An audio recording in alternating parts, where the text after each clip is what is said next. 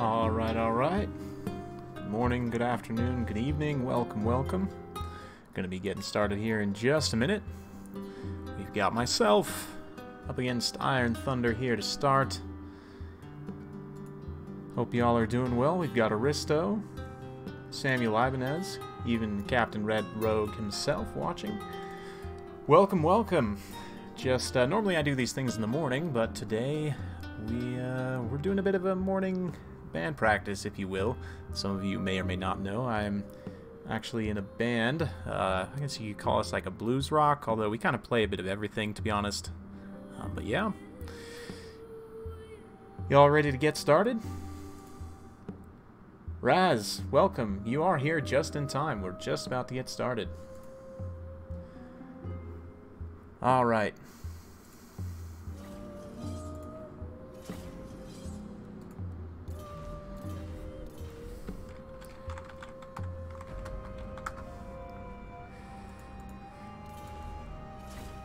Hit him with the good luck, have fun. Yeah, I hope you guys are doing well. Today's been great so far for me.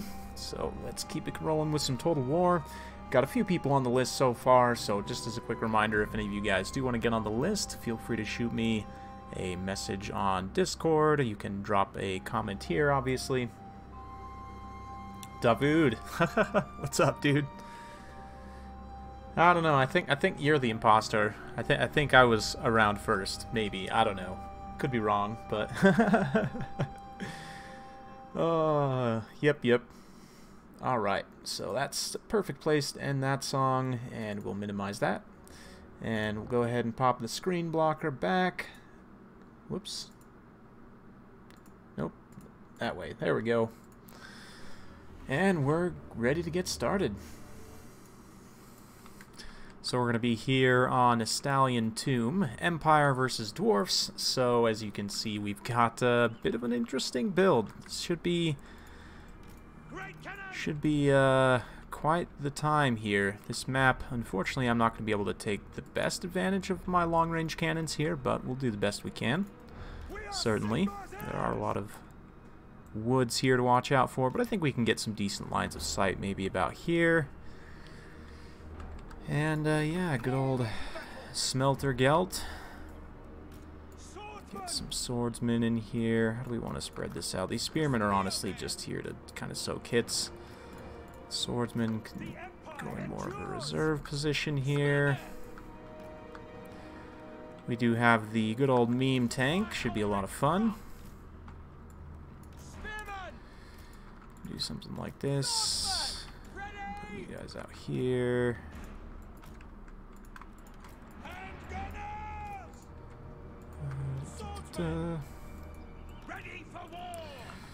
Cool. Good old infantry line. Go number 3 there. Steam tank, or 2. Steam tank can be number 3. Hey, Mateo, good to see you. So we'll have the stank kind of back here. Okay. Let's get these gunners here.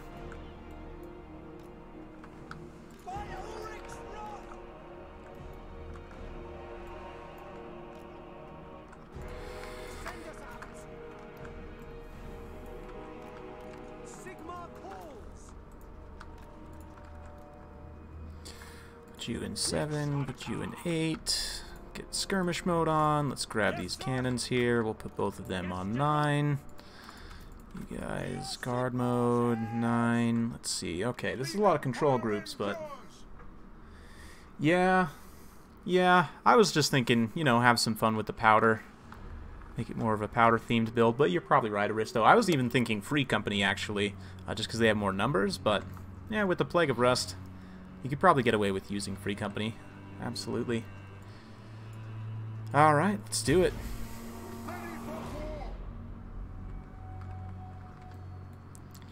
Oh, looks like we got the artillery advantage, so we want to make sure to focus fire on important targets here. What do we got? What do we got? Ikran's Miners, Blasting Charges, Longbeards, Iron Drakes. Definitely focus fire on those Iron Drakes. Let's go ahead and push up, and we'll kind of meet them out here in the open.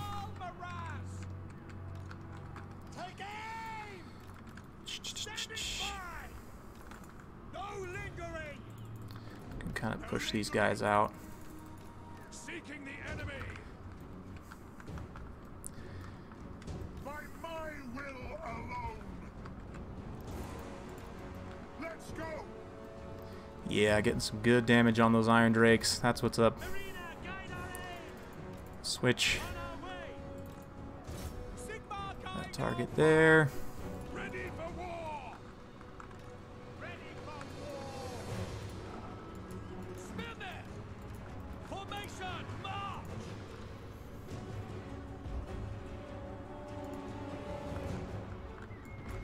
We await your orders. Move, seeking the enemy. Swordsmen. Yes, General. War. Let's bring these guys up and around here. Ready for war. So far, so good. Let's hit this nice, juicy center pocket right there. Sir, for the twin-tailed comet. No lingering. Moving now. General, move out. You can just stand and shoot for a minute, that's fine. Ulrich's wrath on land. Based gold magic.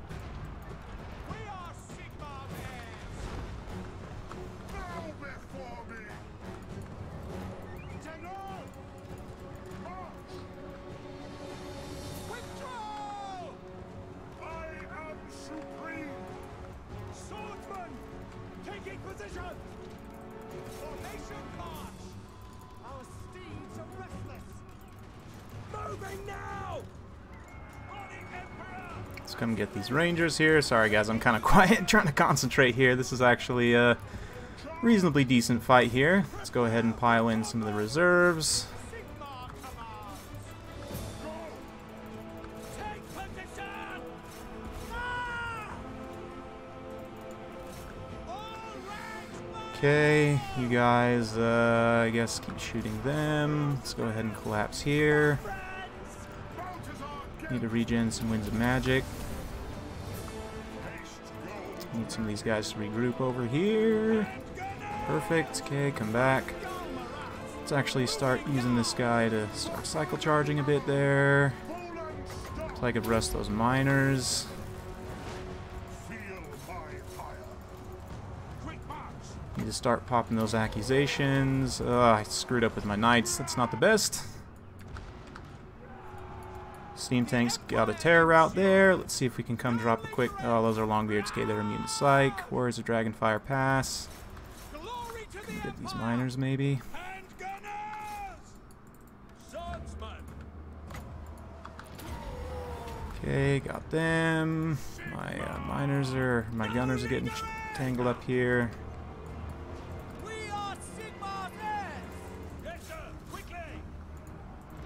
Sigmar call. Okay, we're getting a bit of a rally here. By Ulrich's wrath. Keep this thing on the move. Quickly. Glory to the Empire. Rah! Battle awaits. Hand gunners. By Galmaraz. Keep you guys shooting there. Nice, good hit there. Yes, sir. Go! Yes, General. Attack. Gonna have to be careful with this steam tank. Hand gunners. By my will alone. Yeah, there we go. That's a good hit right there. Okay, pull away. On way. Yes, General. Need you guys to actually be fighting. Combat! To battle! For Heldenhammer! To battle! All ranks, fire! Rah! At speed! Take position! Okay, We serve looking the decent Emperor. there. Let's go hit those Dragonfire Pass warriors there. Nice. Routing them off. So far, so good. Quick march! Go ahead and rear charge those Longbeards there. Let you guys clean up. We serve now! No lingering! Ready for war! Withdraw! Formation march! For the Warhammer! To battle! Taking position! Oh yeah, here we go. Give me that Winds of Magic.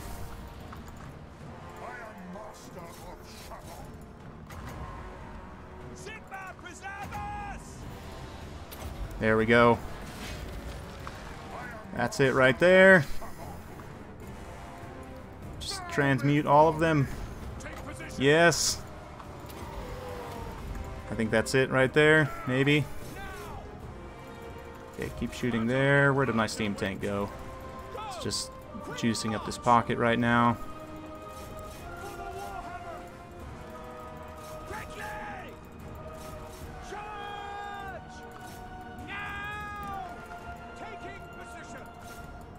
Oh, that's not the best.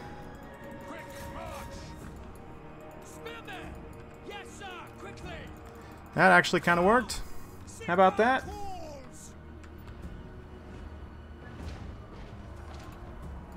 Whew. That was quite the battle. Oh, Gelt died. Oh, man. Oh, jeez. Gelt just got wrecked right there. Oh, it was worth it, though. Ooh, friendly fire, too. Jeez. Ooh, man.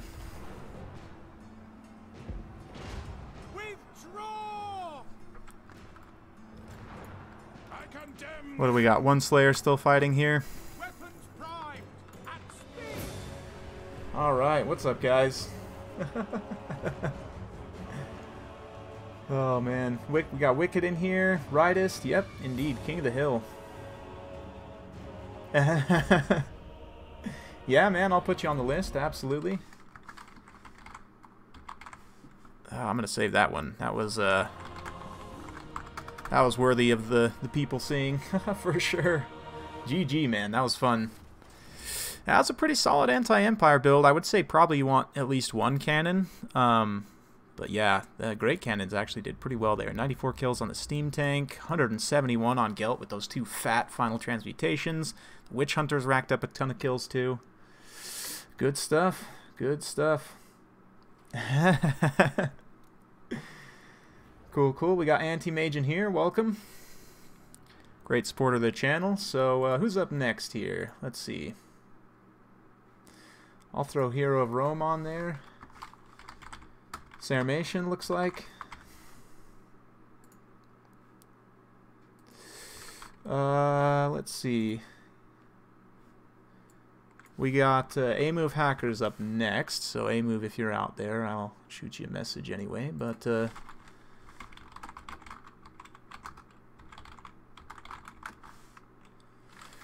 whew, that was a good one. Fun, fun. Alright, let's get the music back up. Memes are OP. It's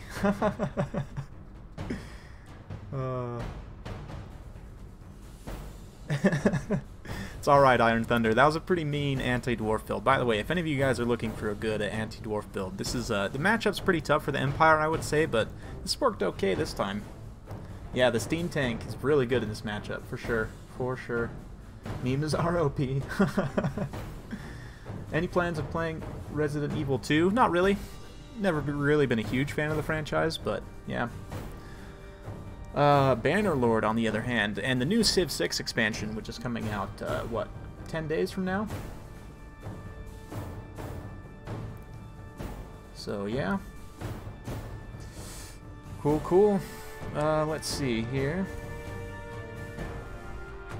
Let's see. I should then do this. I'll come over here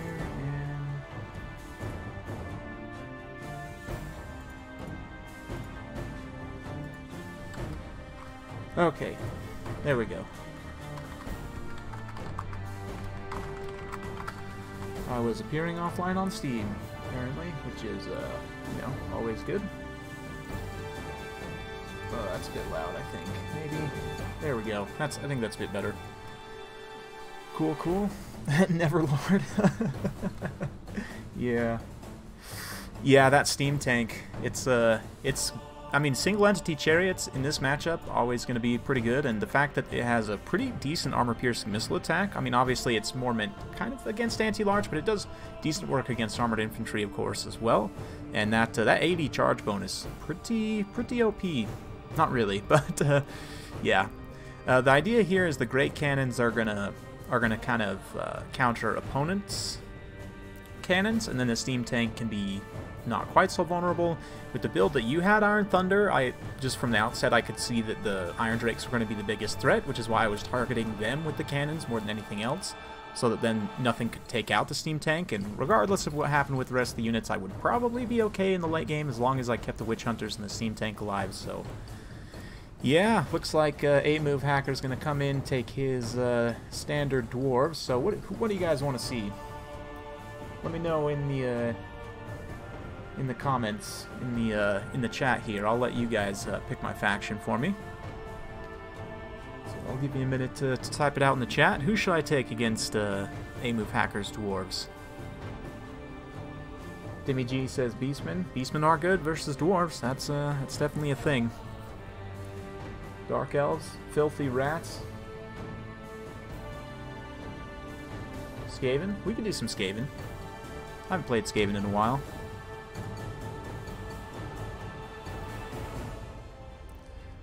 Three votes for Skaven.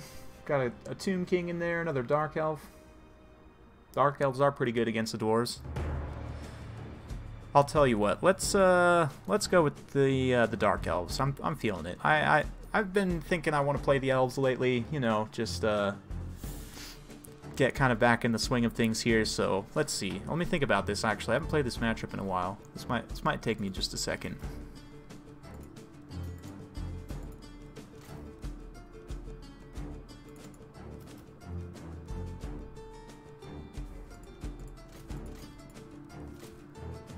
Let's see here. Let's grab some of this.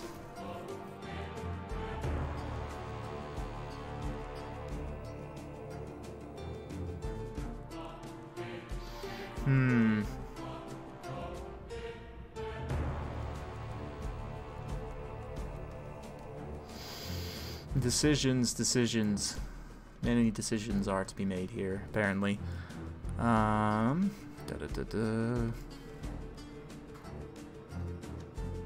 You know what? Let's have some fun. Let's meme it up a little bit. This is definitely not going to be a super competitive build, but it's going to be fun, I think. Hopefully.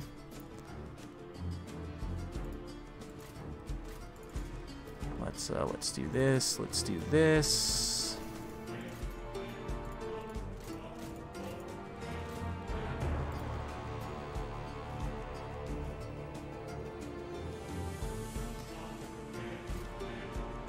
Let's see. Let's grab some of this action here.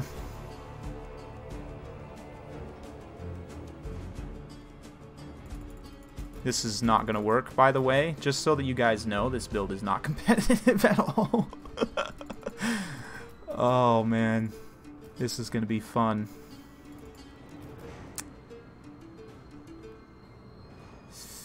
I think I'm going a little bit too far here. I think this is actually not going to work at all, but there's one way of finding out. There's absolutely one way of finding out, and that is to try, right? That's what they say.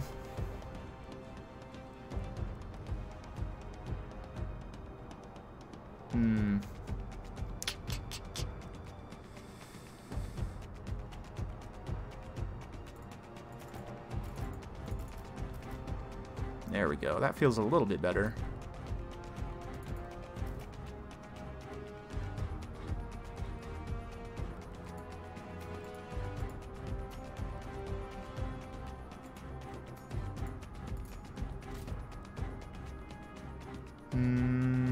Let's do that, and then we can do this. Okay, let's try that.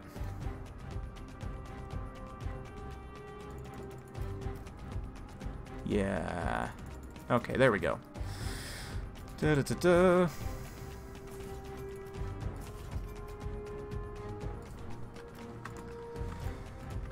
Just play with some chevrons here. That feels pretty good.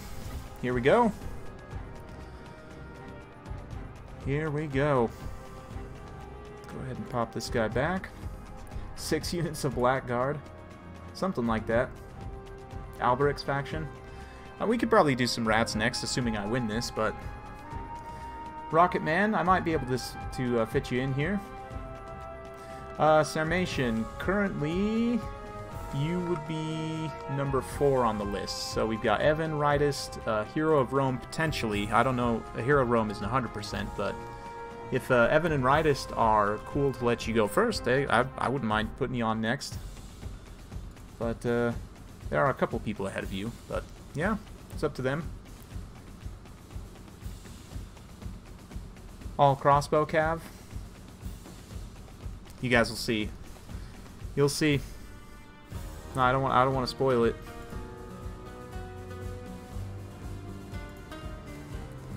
Don't want to spoil it. All right, Evan. Yeah, Sarmatian, we can throw you in next if you got to go to bed soon. That's no problem for me. So we'll just do this. And here. Cool. So yeah. I wouldn't say so, Tom. It's more of a meme build, I would say. For sure. For sure, it's definitely a meme build. Yeah, this is not... At least I don't think it's competitive. I could be wrong. It could be super competitive, but... This is the Manticore build. So we've got a crazy Manticore lady here.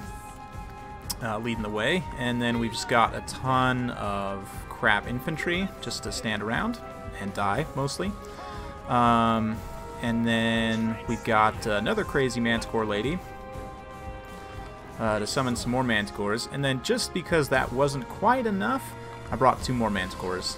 So yep, yes sirree. This is oh, I forgot to change the map too. Oh well, that's fine. It's all good. So yeah.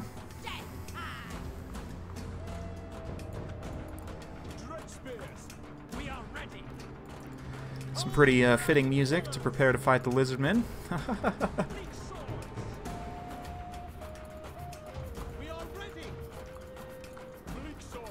Yeah, let's do this.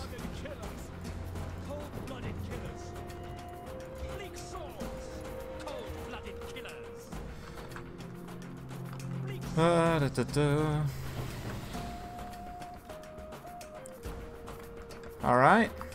You guys ready for some Manticores?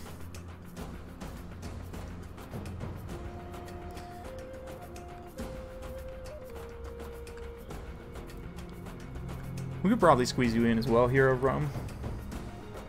Yeah?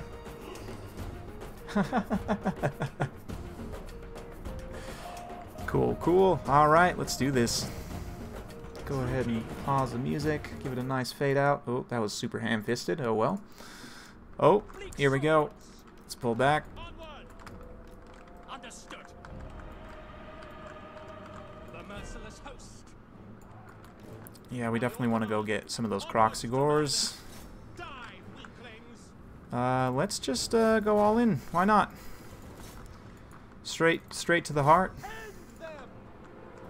Sorceress of blood. Dark Elves. Suffering for all. Carnage awaits. Understood. Make them bleed. Manticore party. Move to murder. All shall die.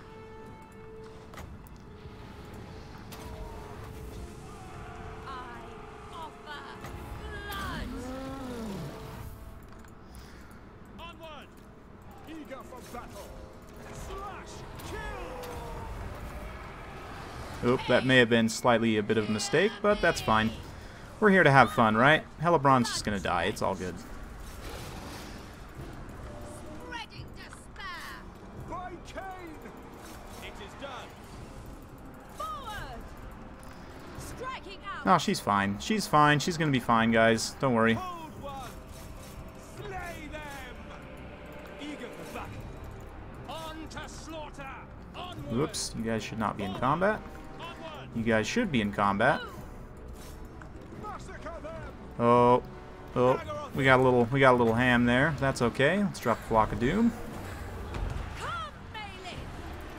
Oh, come on, Helibron. I need you to quit rampaging. I know you're angry, but that actually sort of didn't really work actually at all. So we better summon another Manticore here.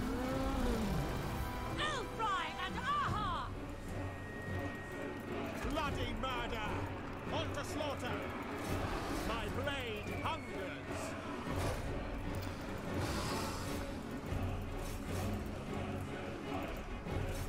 Let's come tear out all these skinks.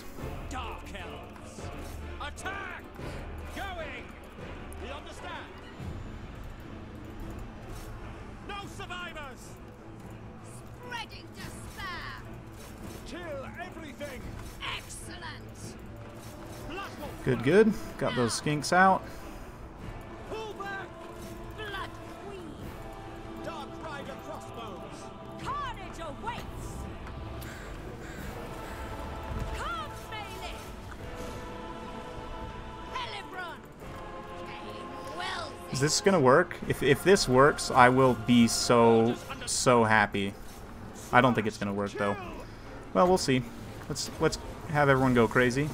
Lord of Murder. You guys just stay focused on them. Okay, we need some reinforcements here. Without question, following orders. Forward. Unleash death. Destroy them. Dread spears, as you say. Oh yeah, Helibron's getting smacked by that Carnosaur. Oh yeah.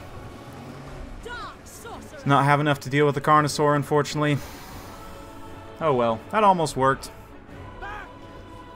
If your opponent wasn't prepared for that, that might actually work, but oh, yeah, that was not exactly what I was envisioning happening, but hey, we'll take it. Everything is just terror routing now. Oh man. That didn't do as poorly as I honestly thought it might. We killed most of those croc scores. If I'd just been able to stay focused on that Carnosaur a little bit better, maybe would have worked out better. And I think maybe if I had timed the initial charge with the Cold One Knights, we could have broke those couple units of croc scores right off the bat. But let's see. That was fun. That was definitely a good time.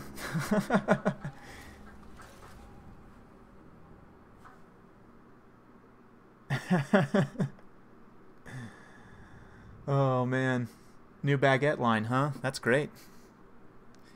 Yeah, I mean, it was just that Carnosaur basically. That actually did sort of work, but yeah. Sarmation, it's typical of Warhammer Cup rules. I mean, if you get like one extra unit of skinks, I'm not gonna make you repick your army, but you know, just loosely try and follow the Cup rules if you can.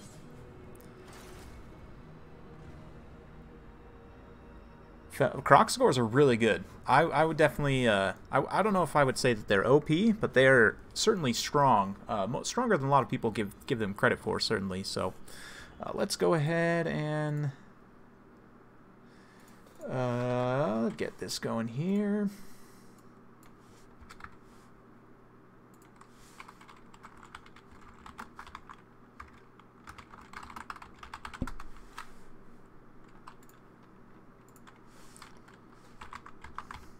Alright, Sarmation, so let's see. I will PM you the lobby details.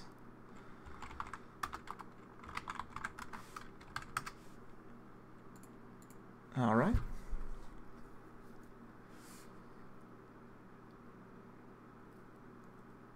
Full skink build. Sylar from Heroes. I don't know who that is, so yeah, I couldn't tell you.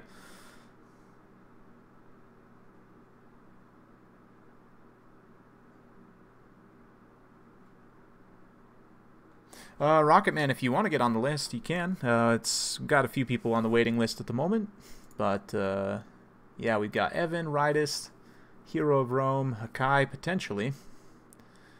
I could throw you on there though. Zadar, Cool, cool.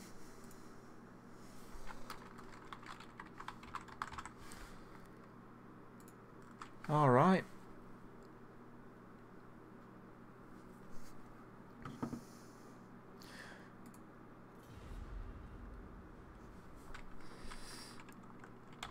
King picks first.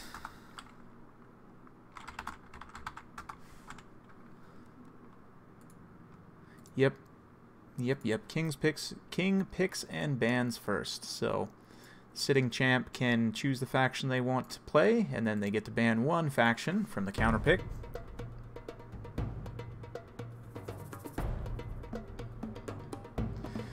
Looks like we're going to be getting the dwarves, banning the high elves. So we'll go ahead and pop this guy back into place. There you are. Yeah, Rocket Man. Zadar, absolutely. Throw you both on here. Alright, so some of you were asking for Skaven. Looks like Sarmation's going to deliver.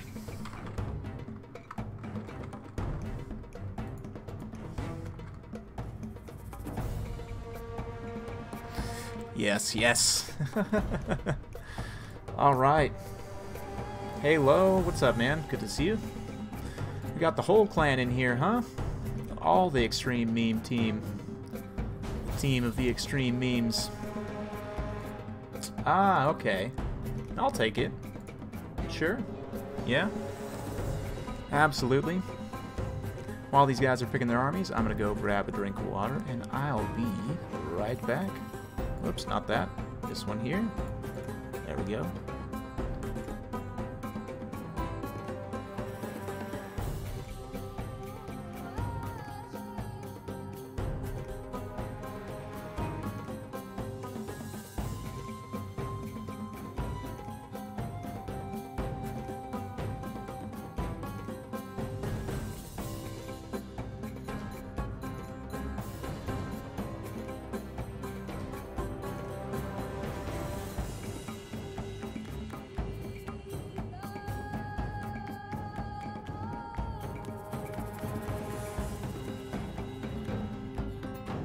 Alright, Rocket Man coming in with the $2 donation. Thanks, man. Appreciate it. Try and deliver some quality batters for your battles for y'all. I guess that's not really better, but oh man. Oh, this is gonna be a good one. Oh, this is gonna be a good one. I'm excited. You guys are gonna see some things, some stuff, some things, and some stuff. Yeah, it'll be good. Man, this Medieval 2 music, oh man, the Total War franchise has always had amazing music from the beginning. Like, even the original Shogun Total War, the music was one of the best parts of the game. It's been consistently amazing, and I have to say, I'm quite excited for Three Kingdoms, for the music, you know, kind of some of that Eastern-inspired music again. I'm very, very excited, so yeah. Another $2 from Rocket Man. Sweet, man. Going hard in the paint. That's more than most of my videos make. At least in the month of January. Holy cow! Another $2. Whew. Breaking the bank here. Thanks, man. Much appreciated. Multi-shot, yeah. He's got the Hell Blaster. Awesome. Love it, man. Much appreciated. Absolutely. Cool. Looks like these guys are ready to rock and roll. So we'll pop some things. Got that MP5. Some of that SMG P90 action. That's what's up. Apparently, Creative Assembly's working on an FPS game. Something tells me it's probably tied to like the what is that? Alien Isolation? But yeah. A-Move OP. Looks like Demi G's already thrown his vote in. A-Move's pretty good, especially with the dwarves. Oh man, this music with this map right now, this is perfect. I'm just gonna let it play. Oh yeah. $10. Holy cow, Rocket Man. Coming in with the full-on Queen Bess. Awesome, man. Thanks. Second stage rocket. Alright, so for the Desert Skaven here, we've got Erwin Skrolk here with the Warlock Engineer backing him up. We've got Plague Monks, looks like Clan Rats, Skaven Slaves, Clan Rats, more Plague Monks, Clan Rats, Skaven Slaves, all of the above, a couple Death Runners, Night Runners, Plague Claw Catapult, we've got a Warp Lightning Cannon. Yeah, another Warp Lightning Cannon, another Plague Claw Catapult, very nicely well-balanced Skaven army. For Le Dwarfs, we've got, let's see, 2 Gyros, Wolfwar's Raiders, Miners with Blasting Charges, Dragonback Slayers with a Lord. Up on the hill, a nice defensive position here. We've got Ironbreakers, Warriors of Dragonfire Pass, Ironbreakers, Dwarf Warriors, a couple of Trollhammer Torpedoes, more Dwarf Warriors, and the one, the only Tank Lords, the Norgrimlings Ironbreakers. Looking very cool in the desert sun here. Yeah, it's going to be interesting. The balance power starting clearly in the Dwarf's favor, which is quite interesting. Not really sure why, but...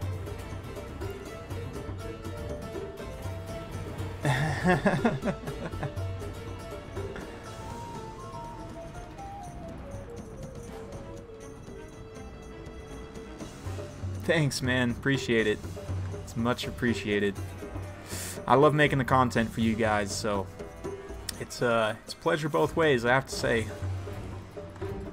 Indeed. Alright, let's go ahead and fade the music out here.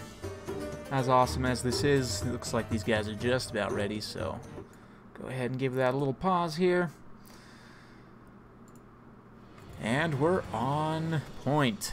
Gyros, great pick against the Skaven. I'm not the biggest fan of gyros in general. If you compare them to a lot of the more recently released flying missile cav, things like, even the Hawk Riders, but especially like the Pterodons and your deck droppers, gyros, just because they only have 3 models, they do a lot less DPS. All those other units have a lot more unit models and therefore just to have a higher damage output. Gyros, though, pretty solid in this matchup. The steam guns in particular with the explosion do quite a bit against the Skaven infantry, so if you take a look here you can see they do have some explosion damage, 37 base explosion damage, which is quite a bit. So against low armor infantry they can do quite well. Gonna have to strafe some of these Warp Lightning Cannon shots though here. Looks like the Skaven artillery pulling up on station. There's no dwarf cannons or bolt throwers or anything to respond here with counter battery fire. So eventually A-Move's probably going to be forced to advance, but he is going to make Sarmatian advance a little bit here, potentially. One thing you can do with the gyrocopters is come in and silence these crews. For the artillery pieces, it's actually quite easy to rout them off because the crews are so low armor, especially if you come like park back behind and shoot down on the crew. You can blow most of them up and route them off pretty easily. So let's see, A-Move so far not really using his ammo on them, but it looks like this gyro now coming in for a strafing run here. The Warp Lightning Cannon is going to be a little bit close. If they shoot from close enough, they can actually stand so where the Warp Lightning Cannon can't hit them, and you can see he's constantly flying back and forth directly over them. That is going to continuously force the cannon to reform and continuously just turn around. So pretty good work there. You can see with the bombs being dropped, that does actually rout that crew off. So one Skaven artillery piece already down, but there are 4 artillery pieces here, and he has lost quite a bit of health on that gyrocopter already. So we'll see if that was worth it at the end of the day, but definitely took out about half that crew, maybe a little less, but pretty good stuff. No worries, Aristo, no worries. Yeah, you take care with your money, man, especially a student. I understand that life, so yeah, even just watching, contributing replays, commenting, liking the stream, liking the videos, all that stuff helps a ton too. So those of you guys who don't have the means to donate, don't feel bad. Absolutely, I appreciate everyone's support in whatever form that comes in. But yeah. Oh, very nice Howling Warp Gale. Extended duration as well. Is going to catch both of these units here. This Warp Lightning Cannon now is going to get the ability to just get some clean shots in here, and one gyro goes down. That is a big loss of DPS. And you can see this this gyro here. Oh, I thought that was actually smoking still. But yeah, that Howling Warp Gale, very nicely done, catching both of those units, doing some good damage. So yeah, it looks like the dwarves are going to be advancing off their hill position here. The Ironbreaker's obviously going to be a pretty high value target, and those Plague Claw catapults will hurt quite a bit there. But we'll see. These gyrocopters might get routed off here straight up, which is just pretty unfortunate. The other Warp Lightning Cannon was able to come back from route and still had just enough crewmen to crew all 3 of the guns here, so pretty unfortunate situation there. I don't know that the gyrocopters are going to end up being worth it here, but yeah, tough stuff. We'll see. The dwarfs are, of course, very resilient, and you can see the Plague Claw catapults aren't the most accurate things in the world, especially when they're firing at advancing units, units that are on the move. Even the dwarves relatively slow, still on the move here. And the Ironbreakers still with a full 75 unit models. Man, despite direct contact, they're just so tanky that they didn't even go down there. Finally losing just a single model from that volley. Wow, that's quite impressive, honestly. Yeah, unfortunately the gyros have been routed off here. They might be able to recover their leadership, but one of them down to only 2 models. The other one still got all 3, but all very low on health. So yeah. Yeah, we could probably get you guys in here. It just depends on how long we want to go for it today. But Warp Lightning Cannon firing in, getting some good damage on the Iron Drakes. The Iron Drakes, because they have a relatively small footprint, are a pretty good target for that direct line of fire type artillery. But let's see here. Iron Breakers, rather, are going to be pulling up into range. And let's see. Yep, here come the precursor volleys. Ooh, man, good damage. Granted, that is just Skaven slaves, so yeah. Gonna have to be careful, but the Iron Breakers do have a couple volleys of blasting charges, so they can do some good work in that way. The Troll Hammer's still quite healthy, so the dwarves able to advance across the field here without actually taking too much damage, and you can see the gyros have managed to get their leadership back and are trying to come back to where they can effectively use up the rest of their ammunition here. But here we go. That's a little bit better of a target for the blasting charges. The clan rats there. You can see the Warriors of Dragonfire Pass moving in with their anti-infantry. They'll have no problem cleaning up these clan rats here. Man, the red and gold dwarves just look the best, in my opinion. These guys, Norgrimlings, Ironbreakers, like just playing as the Karak Kadrin faction in general, I think that red and gold just looks so good on the dwarves. Oh man, excellent stuff.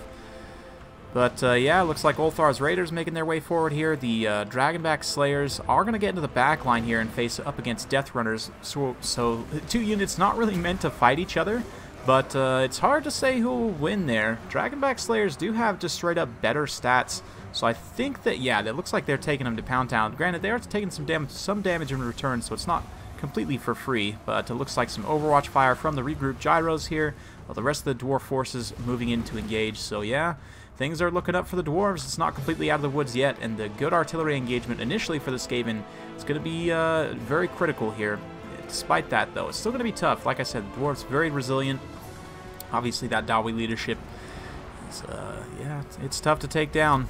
Gyros just barely hanging on here, but blasting charges being thrown in against Death Runners is an excellent target. Going to generate some huge value here. Death Runners and Plague Monks both have very low armor, so yeah, the blasting charges being thrown in this pocket going to do very well, and then the Iron Breakers just going to hold the line here as the Skaven then charge into them.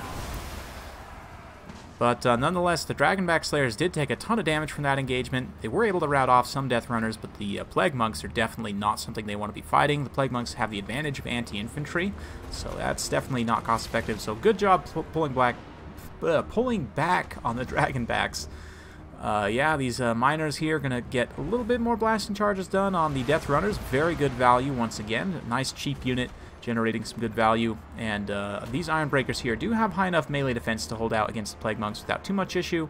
The Norgrimlings here are still a full 90 unit models, having lost hardly any HP. These guys are going to be extremely tough for the Skaven to take down.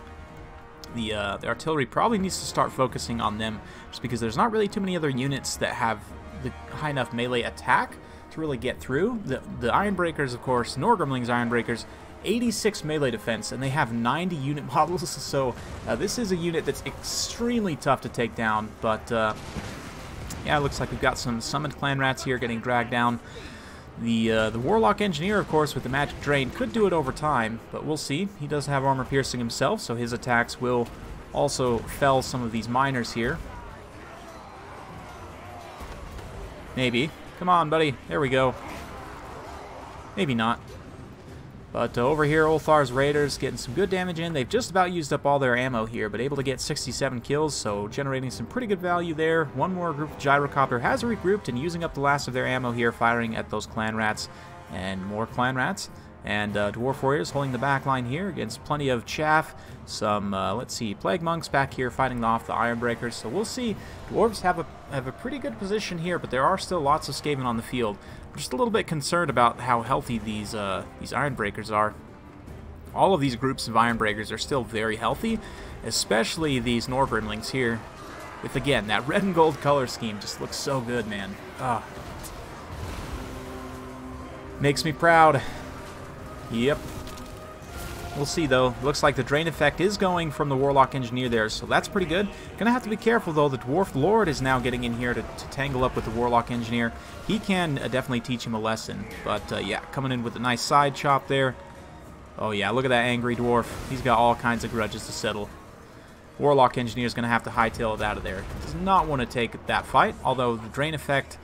yeah, pretty necessary. The Plague Monks will do okay here, but it's a little bit unfortunate that he couldn't stay and get that drain effect. Very nice play by A-Move Hacker to get the Dwarf Lord and just stay, you know, stay aware of things. Even caught out in the open like this, the Iron Drakes, that's it. Potentially going to get a handle here, but yeah, the Lord is able to get a few swings in, rout off that Engineer, so I don't know. We'll see. The Iron Breakers are taking some damage, and just being fully surrounded here will definitely do the trick. Likewise, that Plague Claw Catapult does still have quite a bit of ammunition. All three cannon models, if you will, I guess catapult models, still online.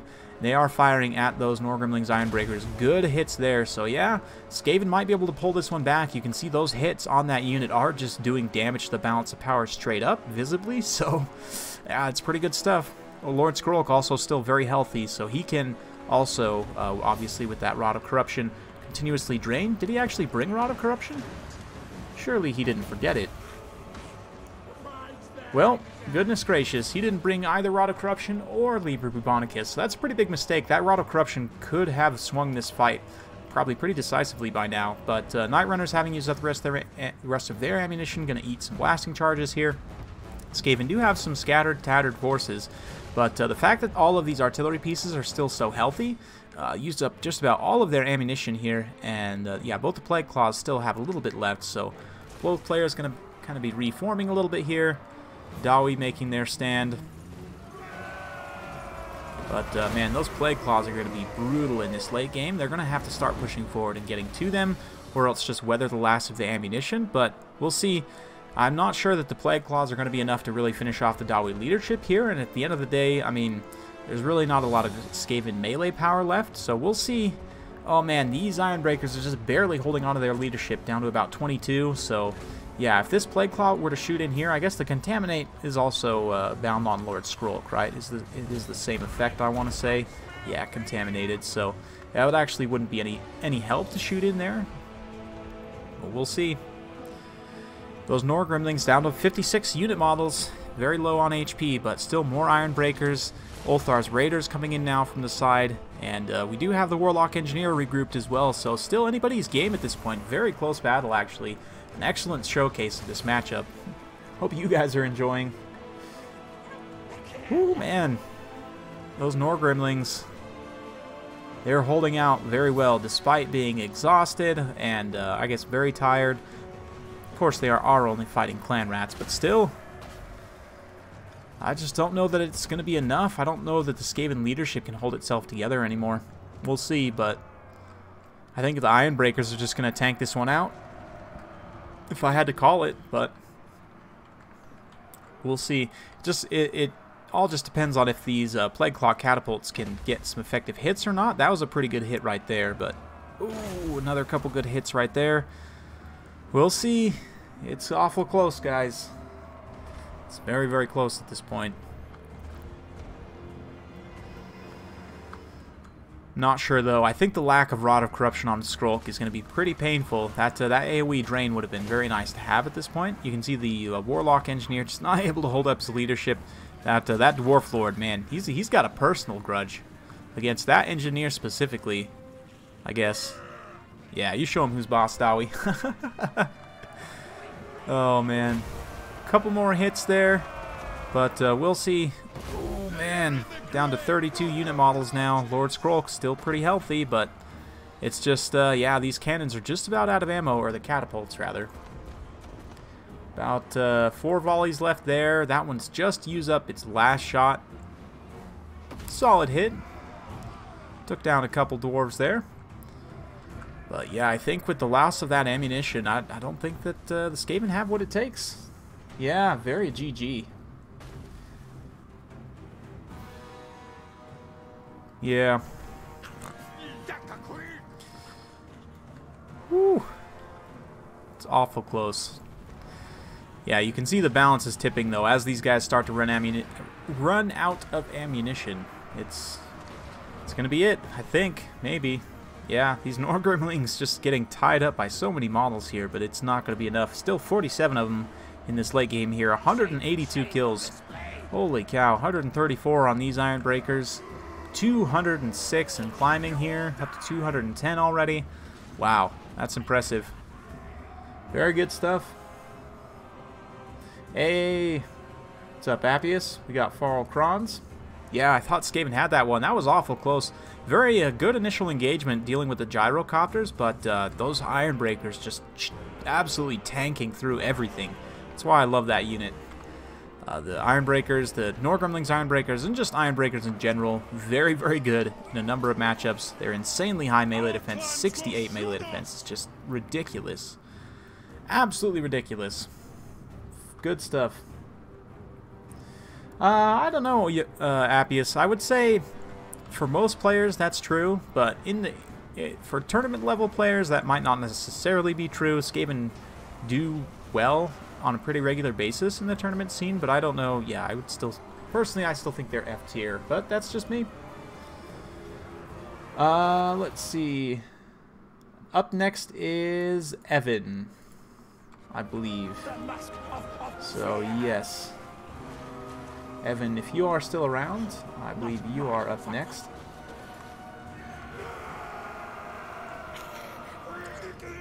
Let's see here. People are probably talking to me. Alright. Yeah, this is it for the Skaven. Skrulk gonna make his last stand here against the Dwarf Lord, so I'll let you guys soak up some of this while I do a couple things over here on the side. I should get a green screen. Yeah, I think that's the next purchase for sure. Just looking at this right now. I like the face cam, but I mean the background's cool and all, but I think it'd be good to have a green screen. All right, well played, Sarmation. Super close battle, very down to the wire, but yeah, that Ironbreaker though, they're too strong, man. They just push through everything. Hundreds and hundreds of kills there. 129 on the Ulthar's Raiders as well. Not too bad. Not too bad at all. You can see the Plague Claw Catapult. 50 kills against a pretty small dwarf armies. Impressive. Absolutely. Good stuff.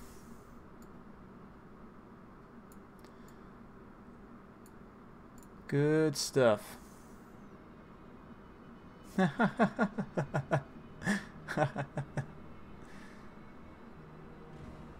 All right. Yeah, Rocket Man, we could have you jump in here.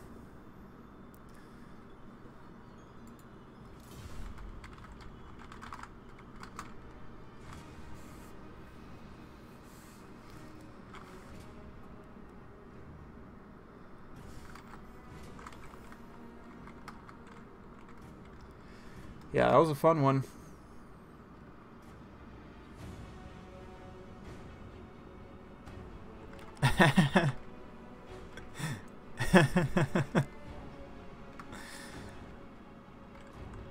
It's a pretty good one, I have to say. That's a pretty good one. So those of you guys who like to play dwarfs, yeah, I'll put you on the list. Absolutely. Let's see here.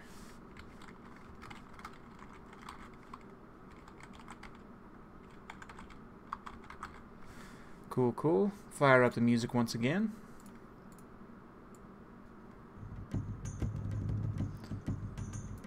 Alright, so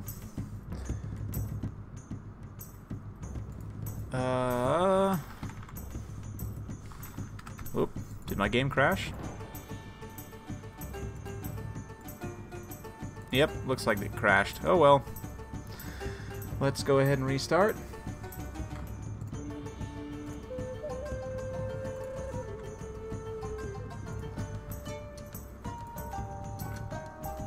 Yes, indeed. Alright, so we've got, let's see, Evan.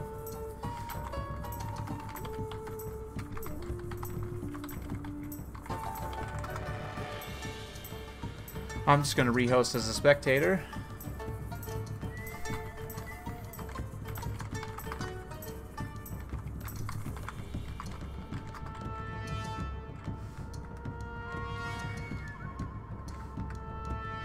Alright.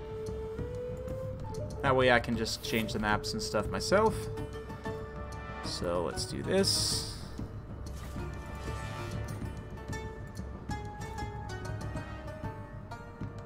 Oops.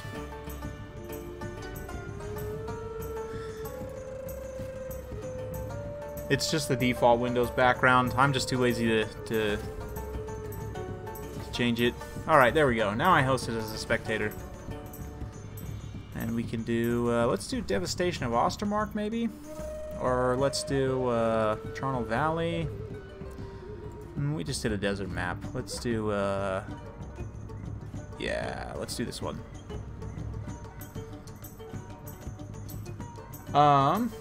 It's my super duper, this right here. It's basically just first come first served on my notepad here, which is, I know, super high tech and very in depth. But Evan is up next, and then if Ridus is cool with that hero, we can have you go next. I know you're gonna be heading to bed relatively soon, so let's see here.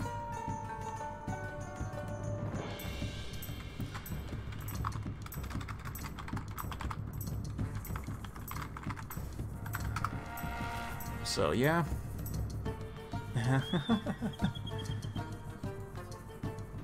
Well, Rocketman did donate, so I guess I should give him some priority, huh?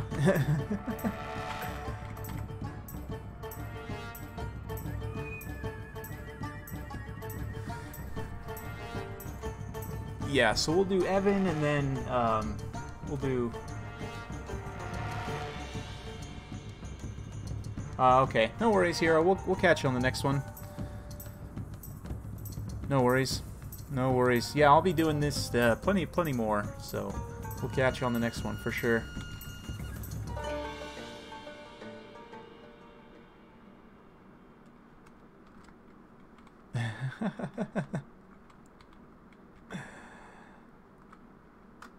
Oh, man. Alright, so these guys are going to do their thing. Let's go ahead and pop this back into place. Alright, there we go. We can probably close that out for now. Cool. Alright, Arista, we'll see you later. Good night, I guess.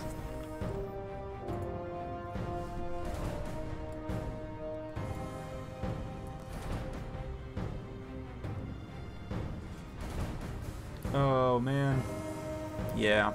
I know it's a little late for some of you guys in Europe, but I'll probably be doing this again tomorrow morning. Maybe not. Maybe Wednesday morning. But yeah, for sure. Next time, absolutely, absolutely.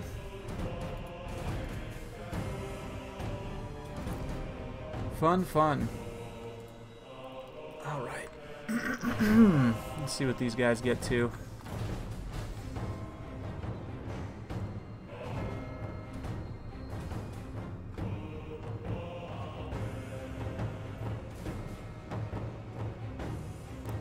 I think we're going to get some High Elves versus Dwarves this time around.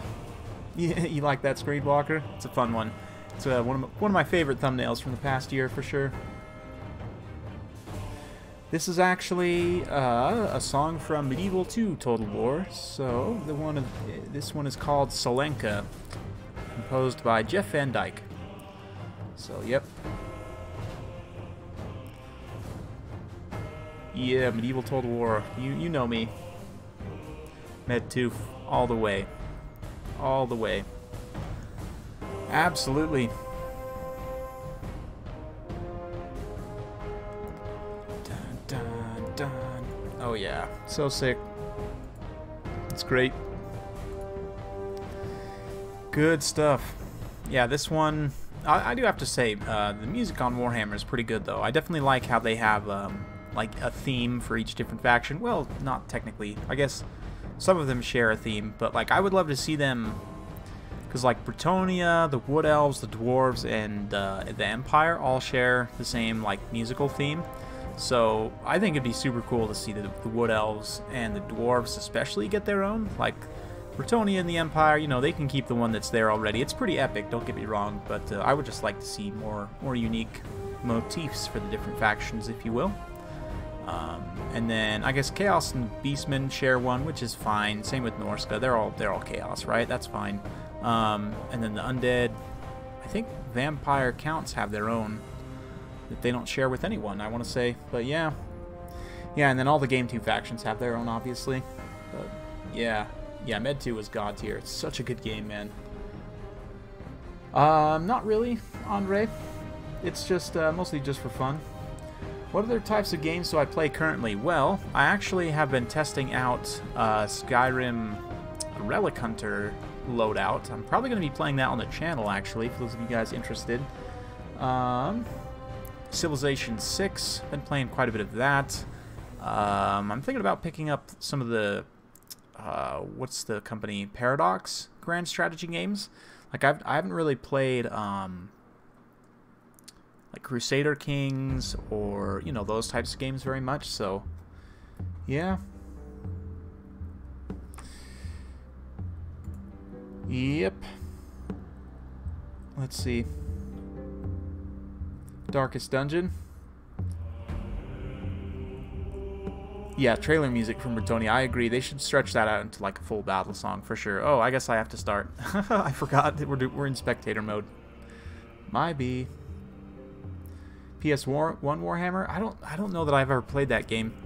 For me, this is probably the first like Warhammer game that I've played a ton of. Like I always admired the art for the Warhammer universe, but I was never I never knew anything about the lore, never played the tabletop or anything. I haven't really played any Warhammer fantasy games before, so yeah. My favorite Civ 6 Civ to play, I like the naval. Well, if you have a couple of mods, the naval factions can be a lot of fun. So Indonesia is probably one of my favorites. Gitarja. I also really like England. Japan is really good. Let's see, who else? Who else have I been enjoying?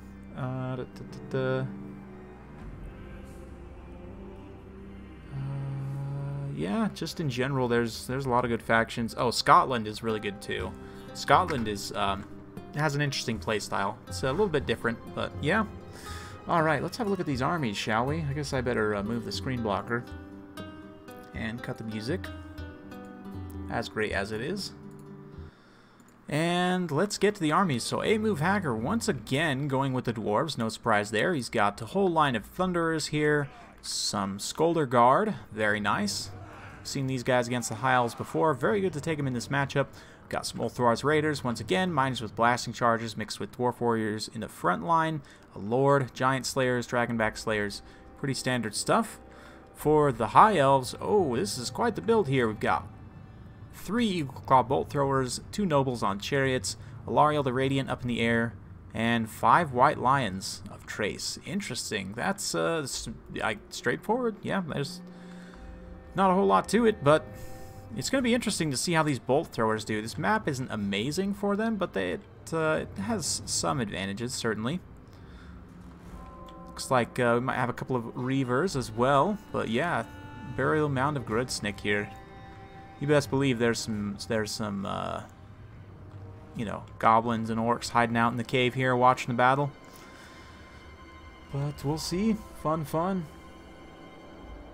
Warhammer mod and Crusader Kingdoms. Yeah, they have a ton of mods for Crusader Kingdoms. Like I know they have Elder Scrolls mod, they have Warhammer mod. I would probably be down for that. Absolutely. Yes, indeed.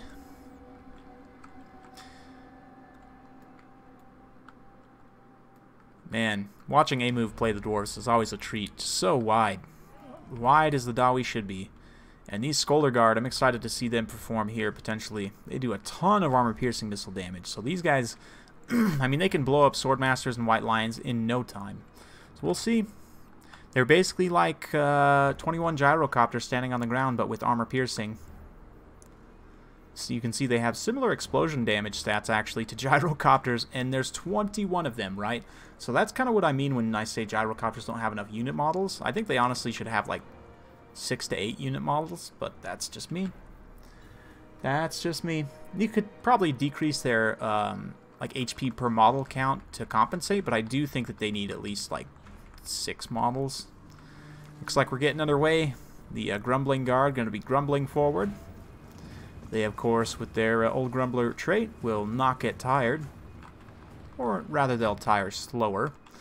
But yeah, so far bolt throwers just firing in. Personally, I'd probably push the White Lions up and try and take this engagement at an arm's length away. The issue that the High Elves are going to run into here is that they just don't have very much infantry. There's just the 4 units of White Lions, 5 units of White Lions, I guess, to hold back the tide here. So he's going to have to be pretty on point to stop, because there's just way more Dawi infantry here. I mean, there's what?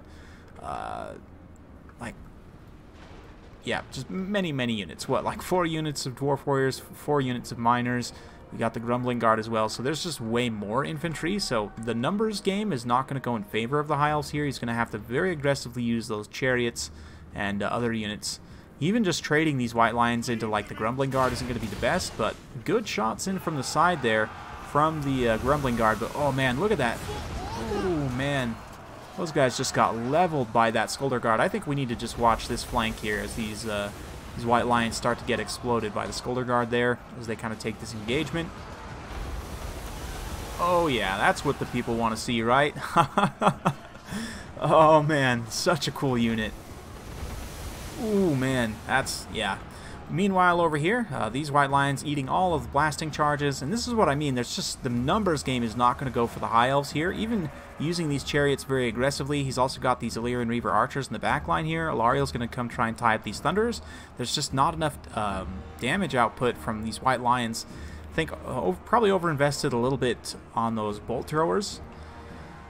Yeah, I mean, 1 to 2 to counter Dawi cannons can be a pretty good option, but personally I actually really like Tyrannok chariots here. If you just kind of, ooh, that's interesting. They're just like hopping down that little cliff there. But yeah, Tyrannok chariots, of course, chariots in general against the dwarves are going to be very good. The nobles on the chariots are a good option, but the Tyrannok chariots can be a good option as well. There are a few other units that can do well. I'm not as big of a fan of the Ithilmar chariots, but yeah. We'll see. You can see the White Lions already routed off for the most part, and I think this is going to be a relatively quick victory for the Dawi. We'll see. But could potentially be tough to catch those chariots. But as long as the Thunderers are able to get a nice open shot here, like this, they should be able to do okay. There are some rocks in the way here, though. But yeah, looks like they're opening up on the Pigeon Lady there. A good volley, does about 10% HP there. Ulthar's Raiders and these Thunderers opening up on the Reavers here. See the Giant Slayer is going to go ahead and countercharge there. Yeah, the White Lions just getting absolutely cut through. We do have the Skolder Guard secure, though. Trying to fire in from the flank here. Yeah, it looks like because of the slope here, they are actually going to be able to get in some hits. White Lions do have missile resistance of 30%, but that only helps so much, especially against a very high missile damage unit like these Iron Drakes. It's just, yeah, it's only going to do so much, really. But Alariel dropping some healing there on herself and on the chariot. Definitely the right targets, but the balance of power pretty heavily in the dwarves' favor at this point. It's going to be tough. These chariots are just going to have to do so much work at this point. But Grumbling Guard finishing off some White Lions here. Looks like Dwarf Warriors chasing off the Bolt Thrower crew there. So yeah, it's tough. Tough situation for the High Elves for sure. These Giant Slayers just kind of hanging around here is going to be a big problem.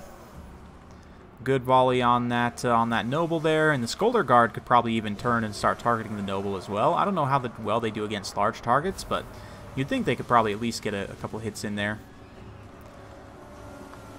But yeah, you can see White Lion's pretty much completely done for at this point. Only this one unit still fighting. And, you know, I say that, of course. Looks like there are still some fighting these miners out here. But numbers game is not really going to go in their favor there.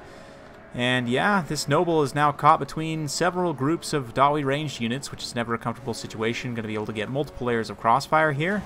Although he's doing exactly what he should, which is to just continuously pull around here. That Marked by Ulthar, though, will lower his armor ever so slightly. And allow those Slayers to get in maybe a couple hits there. Yeah, looks like they are getting in some hits. The Thunder is also responding quite well here, and oh, this is bad. Alariel just getting torn to shreds by Giant Slayers. All the grudges for all of the centuries of wrongs that the High Elves have committed against the Dwarves. And there it is. Probably. Alariel's getting very, very low, and the Elves are getting quite close to critical army losses here, so yeah, I think that's it. We'll see, but those Skolder Guard, 48 kills, all pretty much White Lions, but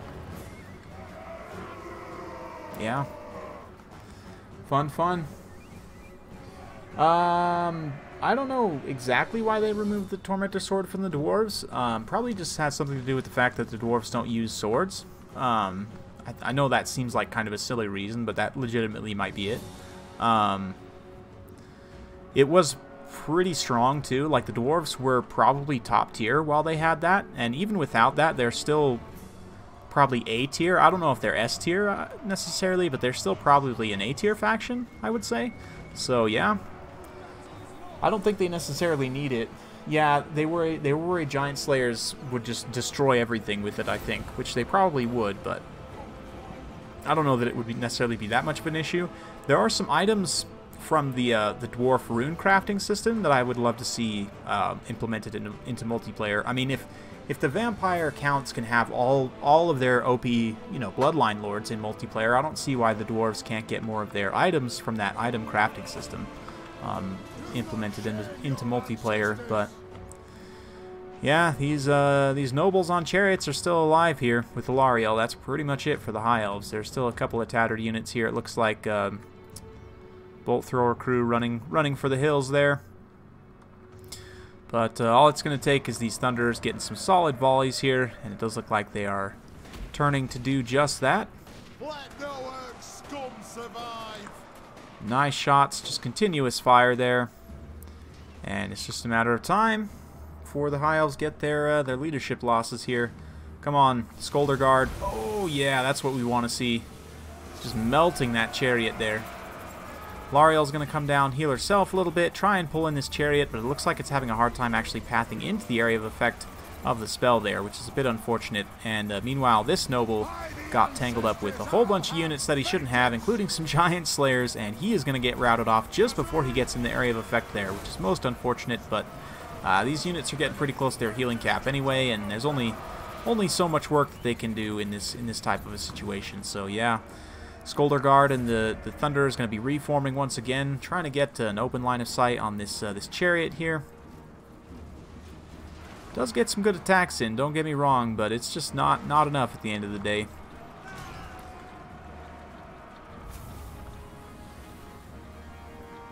Yep.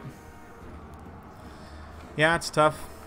But if like in this situation where you can take out a lot of the support and then just continue to shoot, you know, spread out your missile units, make sure you're not too blobbed up so that if they chase any one target, they're just going to get continuously crossfired from multiple directions. So yeah, that's how to play the Dwarves 101, more or less. But we'll see here. They're still certainly not out of the woods yet. Nice volley there from those Thunderers.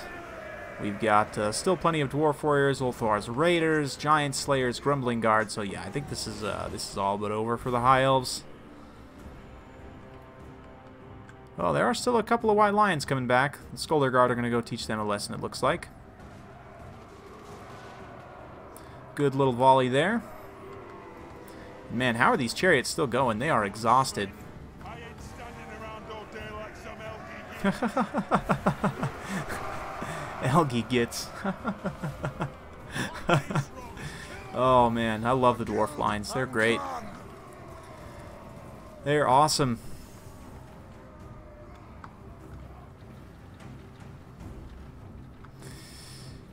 Yeah, I think this is it. He's gonna keep up the chariot rampage for as long as he can here, but it's just yeah. Alariel's only got so much magic, right? And the rest of these units here. Oh, here it is.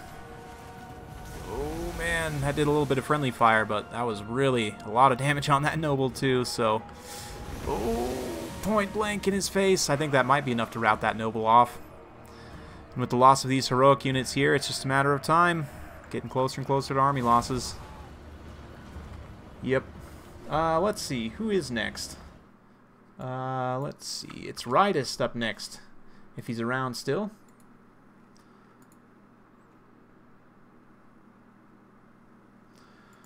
Yes, indeed. Rydist. If you're here, you'll be next in line. Here it comes. Oh, yep, dead stop. That's it. It's all over now. Was not able to pull through there. That's got to be it there. That noble still has great stats on the chariot, honestly, but yeah, he's taking some hits now. Those giant slayers especially just do a ton of damage. 43 total weapon strength with a bonus versus large of 30, which is just like, you know, another almost 50%. Or 100% rather, total weapon strength. So yeah, that's it there. Let's see, Andre, you're gonna be 3. There's 3 people in front of you right now. So assuming that they are all here, Rocket Man, you're gonna be next after Rydist. So yep, it's Rydist and then Rocket Man. Then we've got Zadar. And then Andre, and then Kono, if you're here as well, we can squeeze you in. But there it is. That noble chariot still hanging on, but he's pretty much done for. And Alariel at this point is also diving, trying to get it done. But oh yeah, giant slayers. There we go. Oof, that attack animation though is absolutely brutal. Yep. There it is. That's it. Oh, look at that long-range fire. Man, those guys are quite a ways away. Accurate fire, too.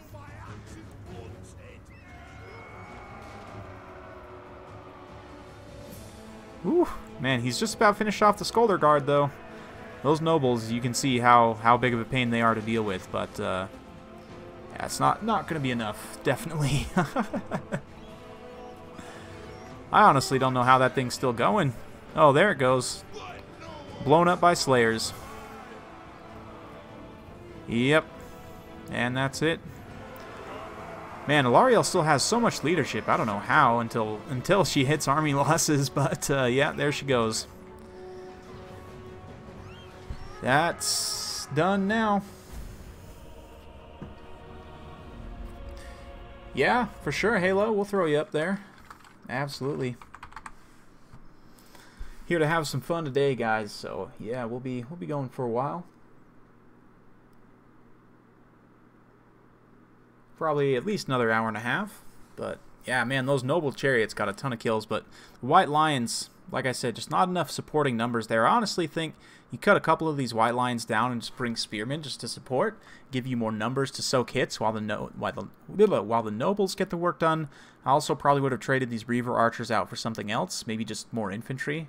But yeah, great battle, absolutely. GG.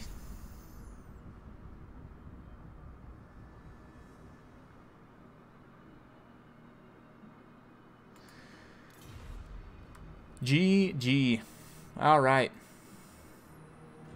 Alright, Rydist. So I will PM you on Discord.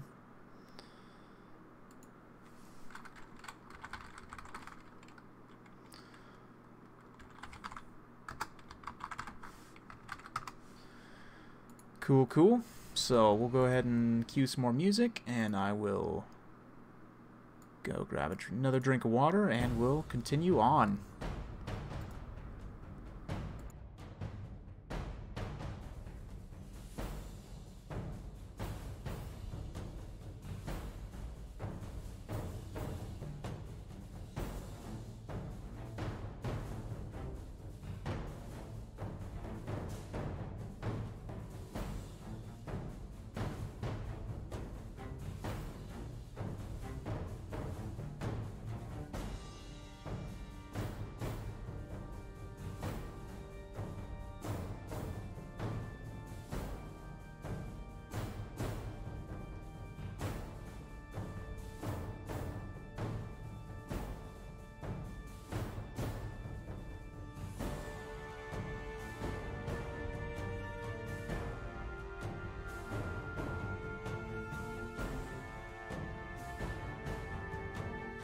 Hey, no worries, Evan.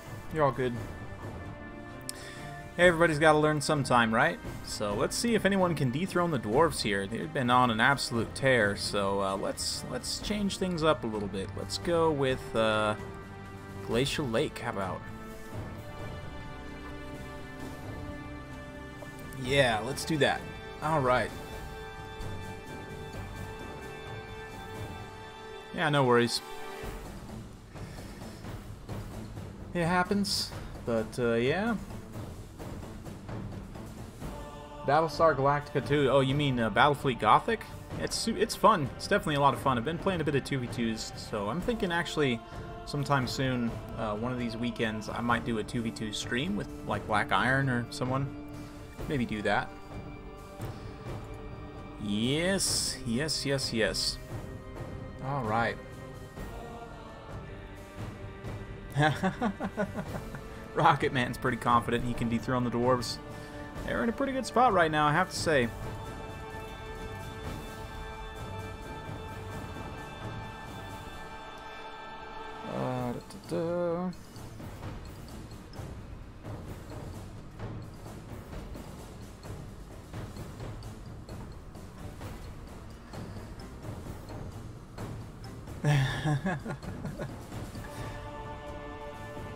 Yeah, no worries, man.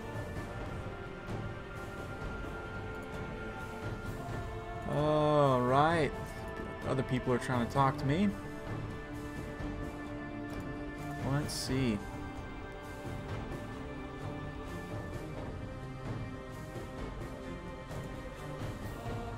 Foot Squires will dethrone the dwarves.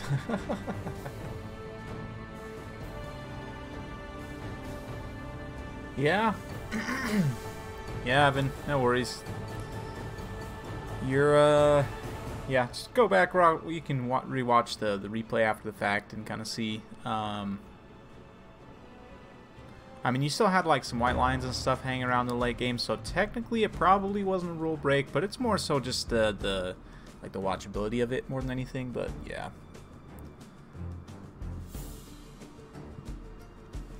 Certainly fun watching dwarves get run over by chariots, don't get me wrong, but it's yeah, it's can be tough for sure, but you're good, you're all good, man, don't worry about it. Don't stress, we're all here to have fun, right? That's kind of the goal of this, just to have some great battles, get some good work done, so yeah.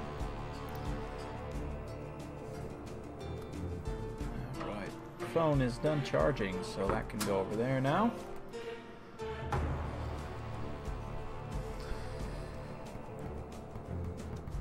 Oh man, that fat Total War beat right there. Turn it up. That prep for battle music, huh? It's just awesome. I love it, man. Love it.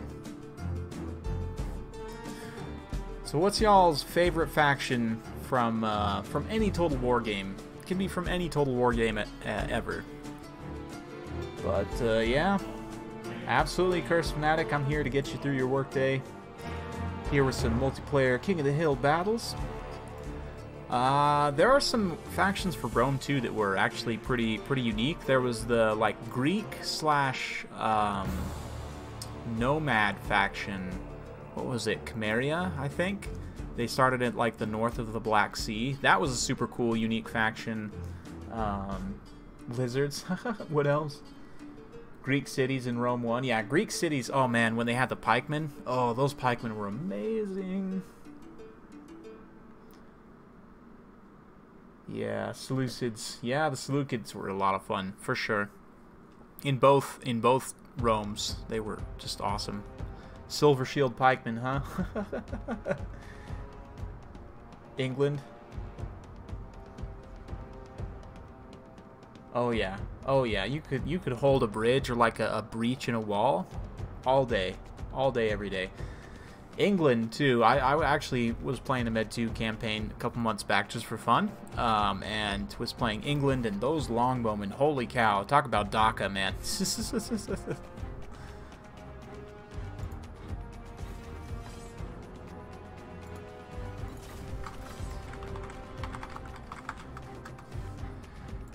totally forget. I have to actually ready up as the spectator on spectator mode, but yeah. Oh man, pikes. Side chariots. Oh yeah. The chariots were absolutely insane.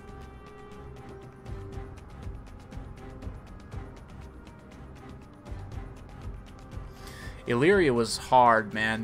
They were fun, but that was a hard campaign for sure. Because you start out right in the middle of the thick of it, right? And like your units pound for pound in a lot of cases. I mean, some of them can hold up, especially once you get like Illyrian hoplites and stuff. But Rocket Man, you're next. You are next, and then Zadar is after you. So, yep. Then we've got Andre, Kono, Halo. Yeah. Yeah, Eastern Roman Empire and Attila was fun. Both the Roman Empires were super duper hard, but Eastern Roman Empire was a lot of fun. The Huns were interesting because Cav was so OP in Attila, you could win pretty much every battle, no problem with the Huns, but that means you have to play almost every battle. But yeah, Jutes, the Norse factions were super fun. Exactly, Cursed Fanatic, exactly. So, you'll be facing the winner of this, Rocket Man. Whoever wins between Rightist and A move here. So one of the two. We'll see. All right. Here we are on the glacial lake. Hey, Pharaoh. How you doing? Good to see you, man. Welcome, welcome. Rome 1 Berserkers. Oh, yeah, they were nuts. Speaking of Berserkers, we got some Slayers here. Dragonback Slayers, of course. A Rune Lord leading the way. A single cannon. We've got Dwarf Warriors up front. Miners with blasting charges. Thunderers. And, yeah. Skolder Guard once again. So, a similar build to last time. This time for the Warriors of Chaos. Very nice. We got some Chaos Warriors with great weapons here. Got some Sword and Board Chaos Warriors. A Dragon, Lore of Shadows. Very interesting. He's got a Penumbral Pendulum and Enfeebling Foe with the Dragon Breath, of course. We've also got the Mirogod and some Chaos Poison Warhounds. A couple of Chaos Feral Manticores. I actually like to pick up the Manticores quite a bit against the Dwarves. They can do some really good disruption of their skirmish line. So this is an interesting build for sure. The Dragon's a big target for the guns, so he's going to have to be really careful not to get crossfired there, but we'll see. We'll see. Yeah, Pendulum can be a really good option here for sure, so.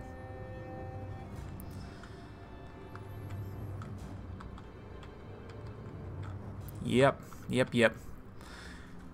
Out of all the older Total War games, this is just kind of a side note. Which campaign would you guys most want to see? Just out of curiosity, just do a quick kind of informal poll here of you guys. If I were to do an older Total War game, what campaign would you want to see? Would you want to do some Empire? We could do Rome 2. I have all the old Total War games, so yeah, we could do like a throwback Thursday on some of the historical titles or something. But, yeah. Western Roman Empire. Oh, man, that'd be hard. I'd be down, though, for sure. But, yeah. Med 2. I could do some Med 2, for sure.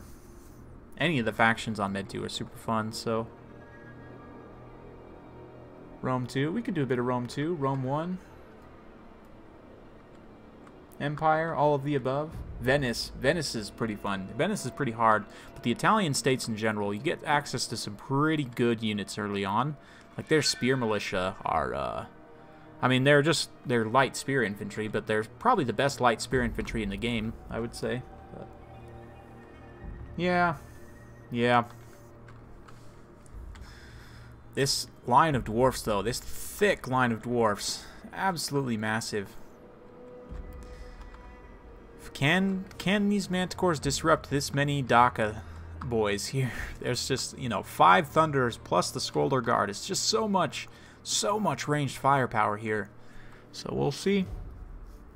Med 2 Denmark. I could do a Denmark campaign. I don't know that I've actually played them for a while. So they have, oh man, their axe infantry are amazing. Like with most factions, you have to wait till you upgrade to a tier I want to say tier 4 castle, before you can get like dismounted feudal knights and stuff, before you can really get effective sword and board infantry. But as Denmark, you get access to your Viking raiders and stuff that are sword and axe infantry. They have armor piercing, which is really good, and you know, missile block chance. They have good stats. They can be effective even all the way into the late game. So super strong early game unit.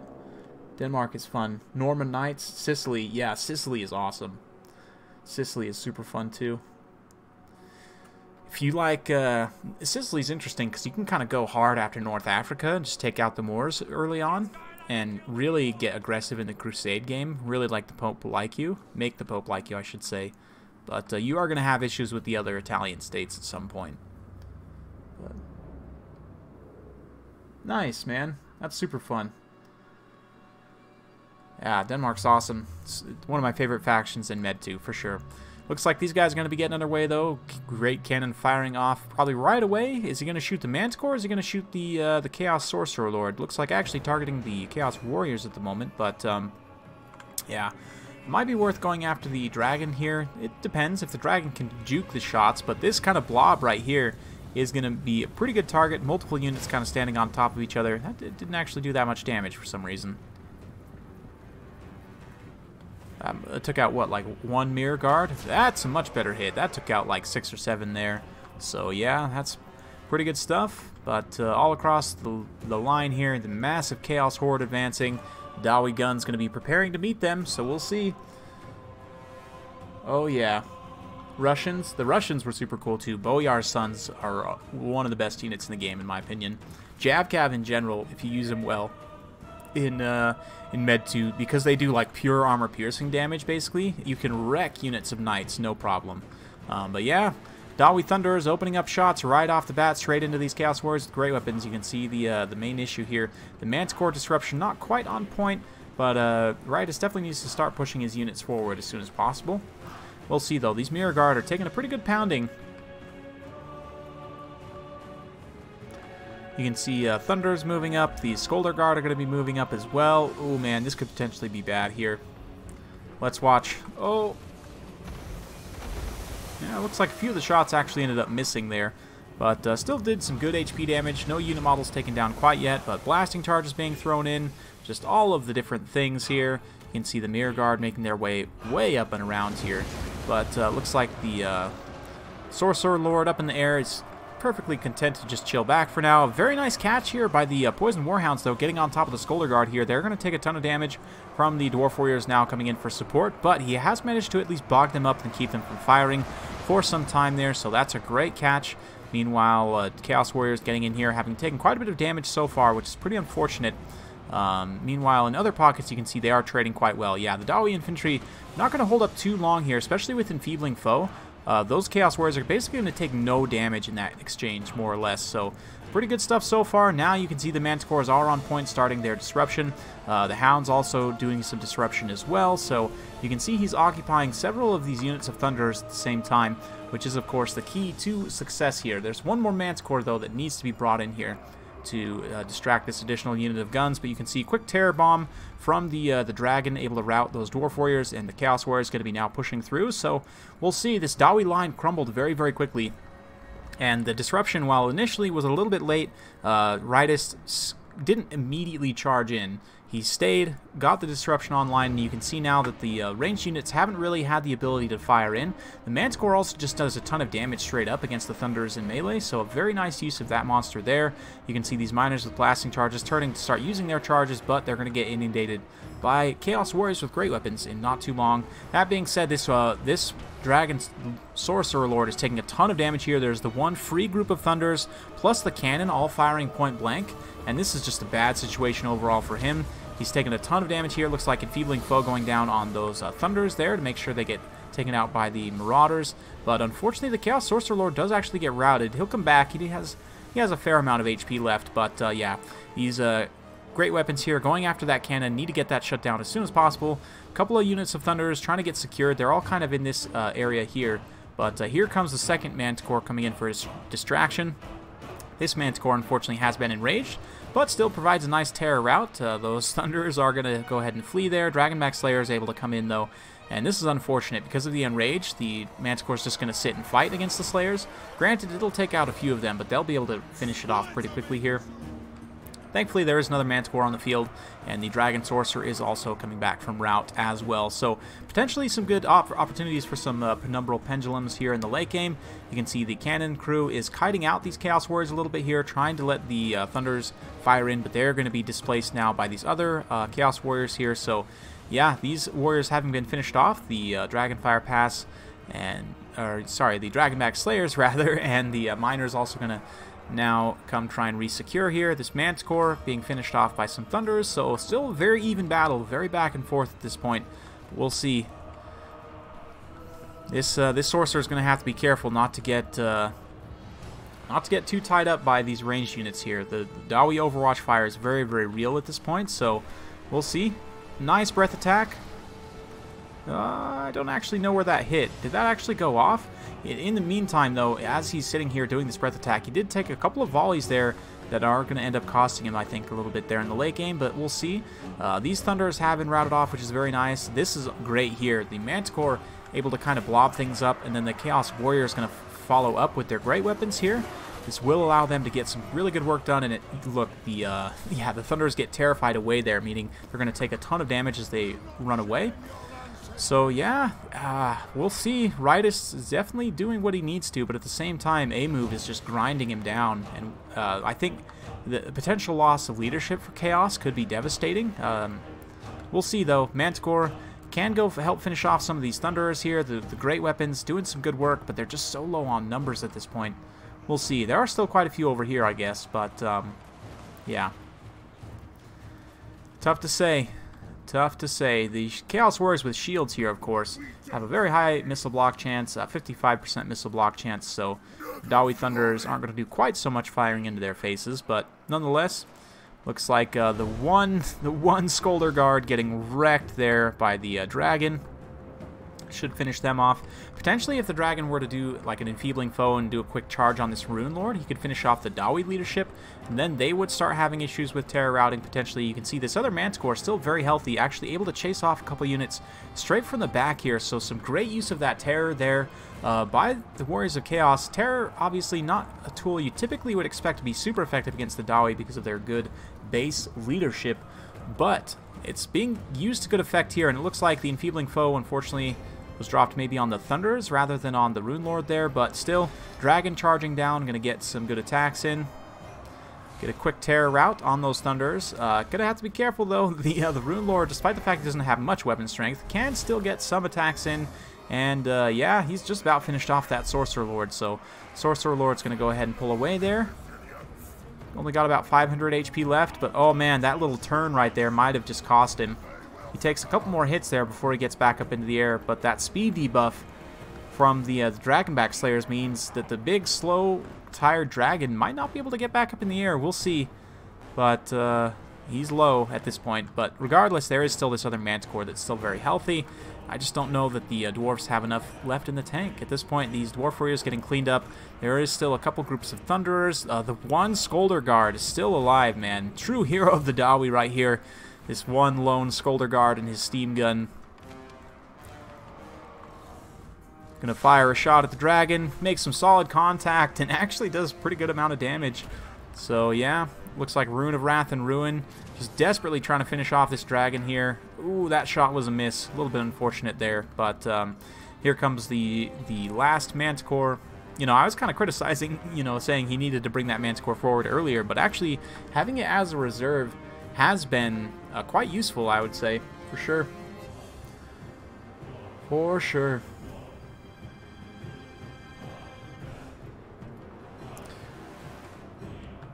Yep. Here they come. Last of the Dawi here, moving in. Manticore going to charge right over their heads and just go after the Thunderers, obviously. But I don't think that Chaos Sorcerer Lord's coming back for sure.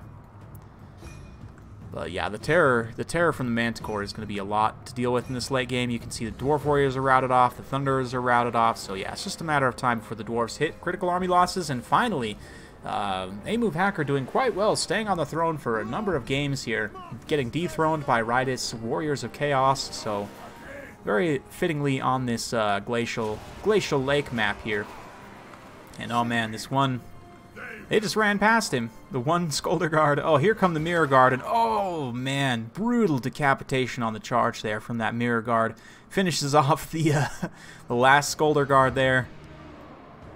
And now it's just the Rune Lord, I believe. Yep, the Manticore is still chasing. Manticore should probably come back and just try and finish the Rune Lord at this point, but yeah, fun stuff. Yeah, Russia is super challenging.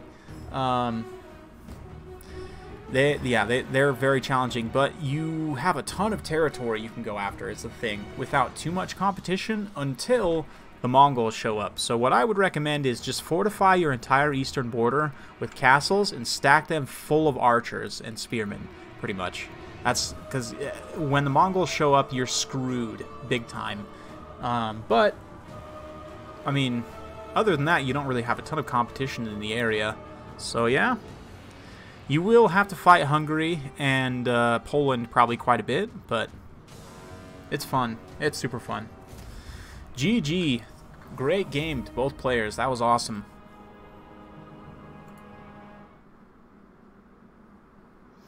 Yeah, that was great. And that works out too. Yeah. Woo. Yeah, man.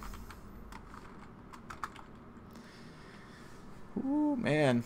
Spears for days. Hungary is also fun. Yeah, Hungary's awesome. They have a really cool roster. Hungarian nobles are a great skirmish cav. They can do well in melee. They have missile block chance. Just a great skirmish cav unit. And then you also have access to like traditional European knights as well. So yeah, Hungary is probably one of the strongest factions in the game, just in terms of their unit selection. But Byzantines are also good. Byzantines, they don't have the best heavy cavalry in the world, but they have really good infantry. So yeah.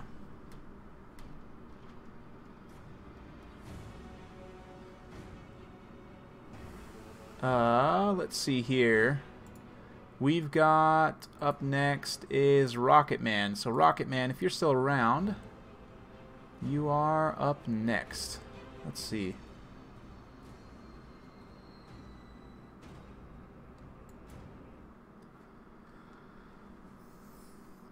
Let's see here.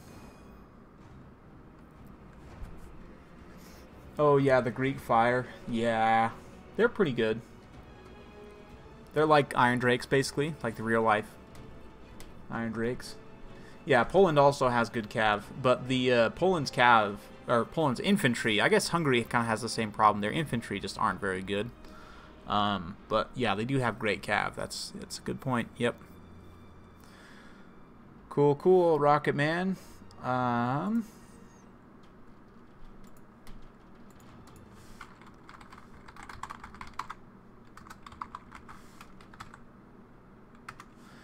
There's the info for you, so you can go ahead and join.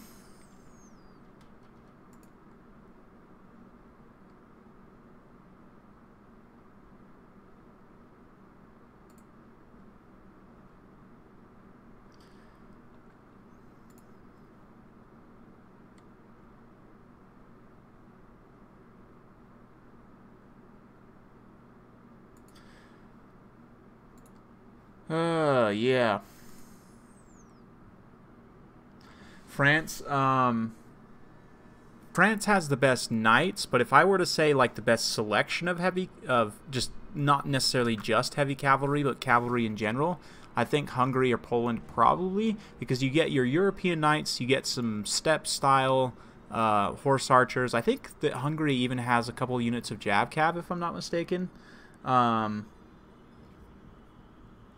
But yeah, in terms of purely the knights, like just heavy cavalry, France is the best. You're right, yeah. Yep. Spain's also pretty good, but yeah, France is the best.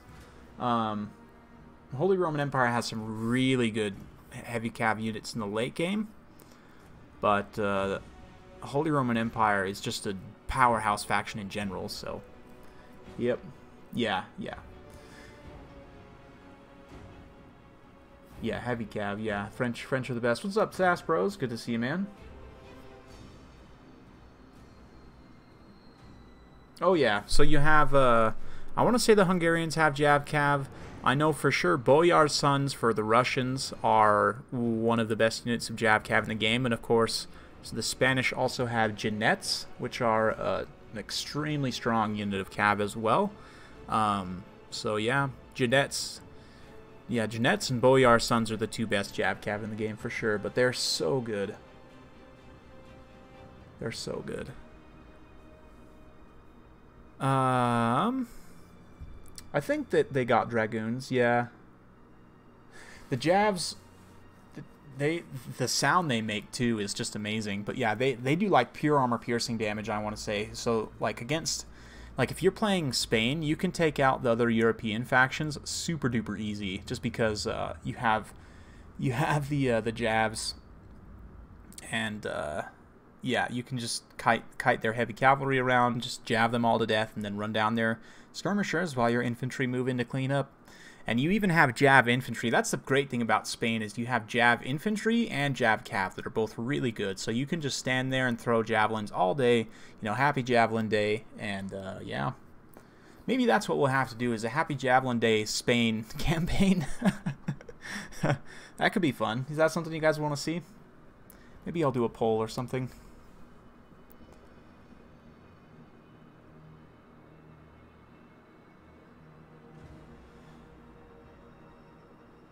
Yeah. Yeah, I want to say that the game starts in 1066 though, so I guess for the first part of the campaign it's not too unhistorical, but towards the later part of the campaign, yeah, you would see some different things. But yeah, I think the campaign starts in 1066, I want to say. So, yep. Alright, Halo. We've got Rocketman is here. Then we've got Zadar up next.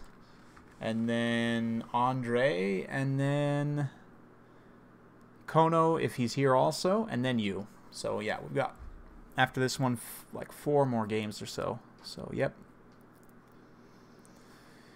Yep.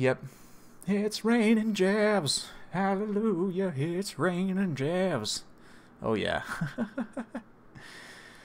Love javelins in the older games. Rome 2 javelins are also ridiculous, but... Yep.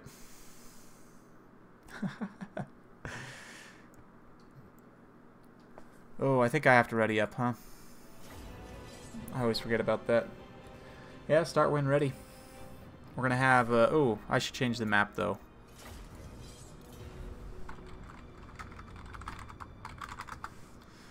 I should change the map. Let's do Pillar of Bone. That's a nice thematic map for these two factions.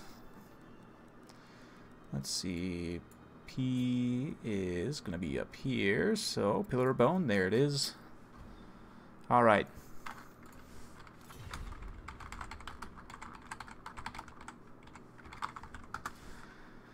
Cool. See you, Mateo. Thanks for joining. We'll catch you on the next one for sure. Empire's fun. I haven't actually played Napoleon that much. It's one of the few Total War games I haven't played too much. But Empire, the game has some serious issues, but it is a ton of fun. It's got some really unique campaign systems.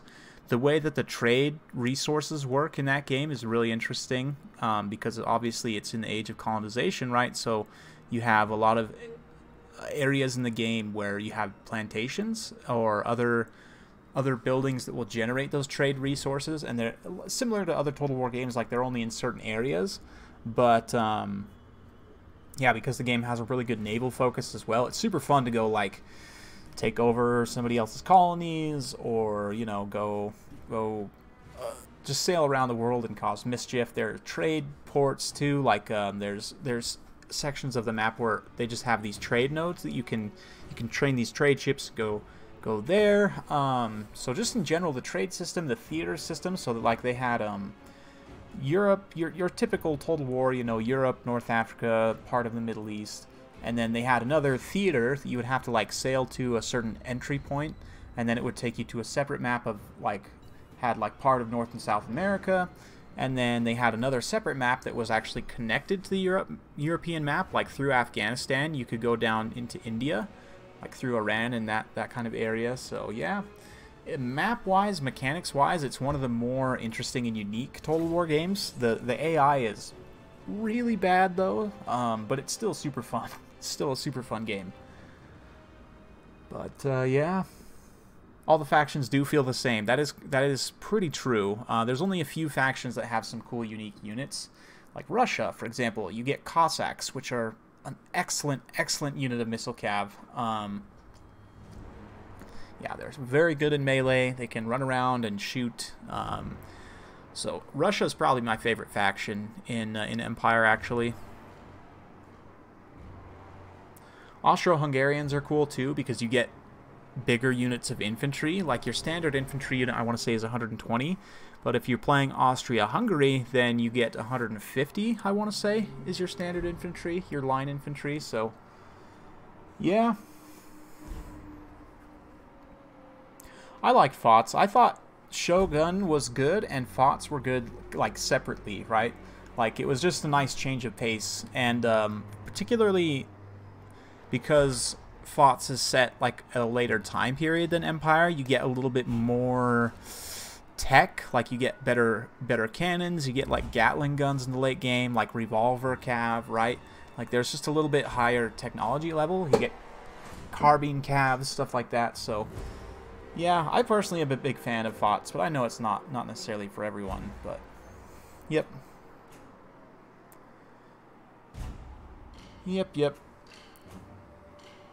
Oh man, these guys are taking a while to load in.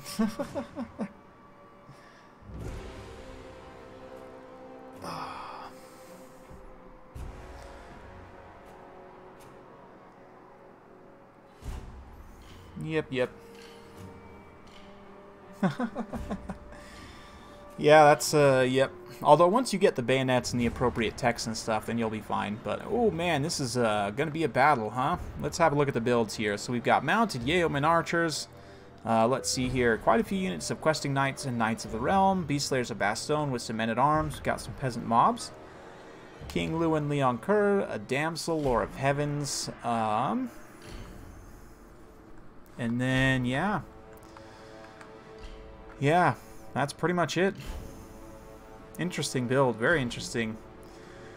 For the greenskins here, we've got 8 Peak Loonies, more Gobos up front, nasty Skulkers, we've got, let's see here, Black Orcs, Goblin Archers, Rusty Heirs, Mangy Marauders, we've got some Trolls as well, Wurzag leading the way with the Gobbo Big Boss, some Orc Biggins as well, so yeah, should be interesting. Should be interesting. I think you're right, Merrick. I think you're right. I think the Polish nobles also are Jav Cav. I think you're right. Yeah.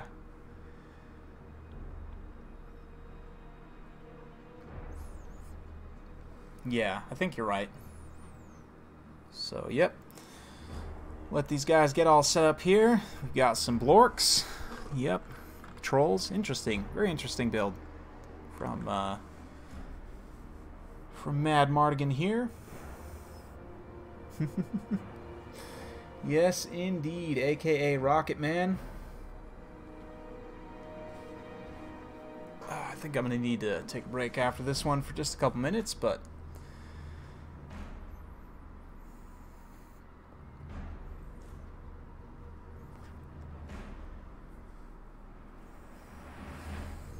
yeah, Polish huntsmen get the crossbows. I think you're right. I think you're right.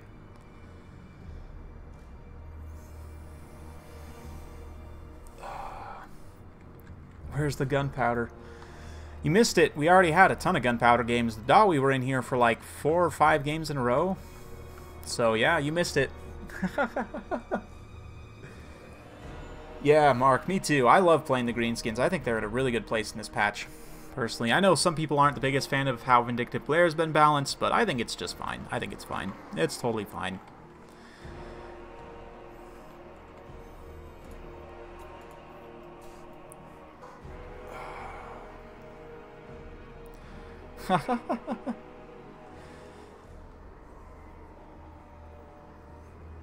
Yep.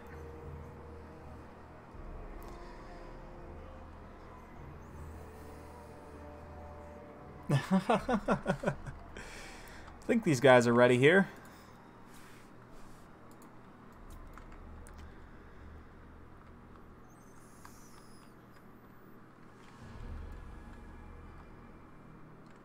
All right. Come on, lads. Let's do this. Do it. Do it. Just do it.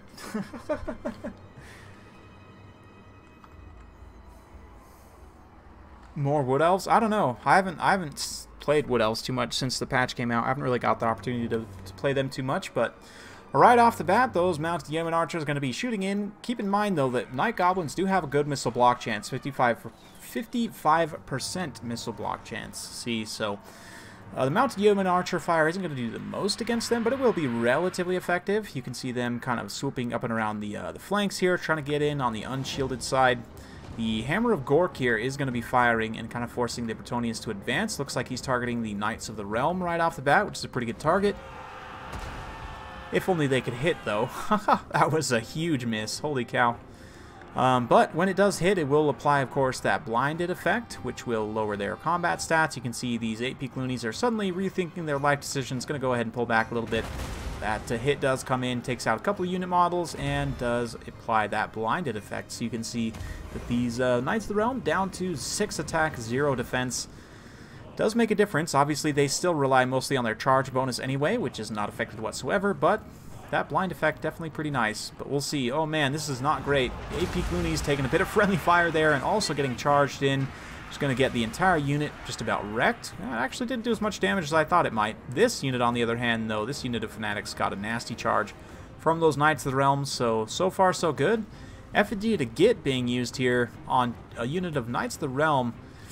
I don't know if this is necessarily the best. He is going to be able to get this unit no problem, though. But that's, I mean, you only have 2 charges of that to begin with, so it's tough to say. But yeah, that unit of Knights of the Realm is done for. They got swamped by trolls. Yeah.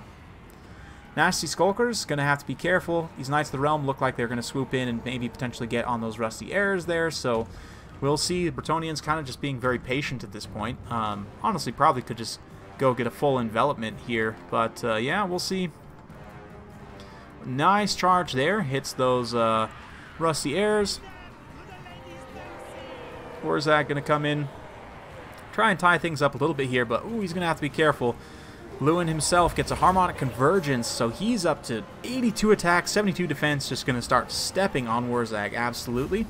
Wurzag does have 25 melee defense only, so yeah, that's going to be pretty rough stuff. You can see the Knights then come back and sort of hold these trolls from getting back and helping.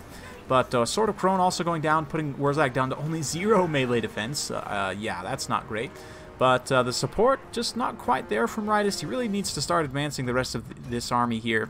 The Mangy Marauders firing into just peasants right now, which is not the best. It looks like they've used up a lot of their ammo, actually, just shooting at like peasants and stuff, which is definitely a little bit rough. Probably would have wanted to use those armor-piercing missiles on the questing knights, but not the end of the world. You can see the Skulkers in the back line have managed to get the mounted yeoman archers with a smoke bomb, so protecting that Hammer of Gork quite nicely there. And yeah, the Greenskins just kind of staying patient. We'll see.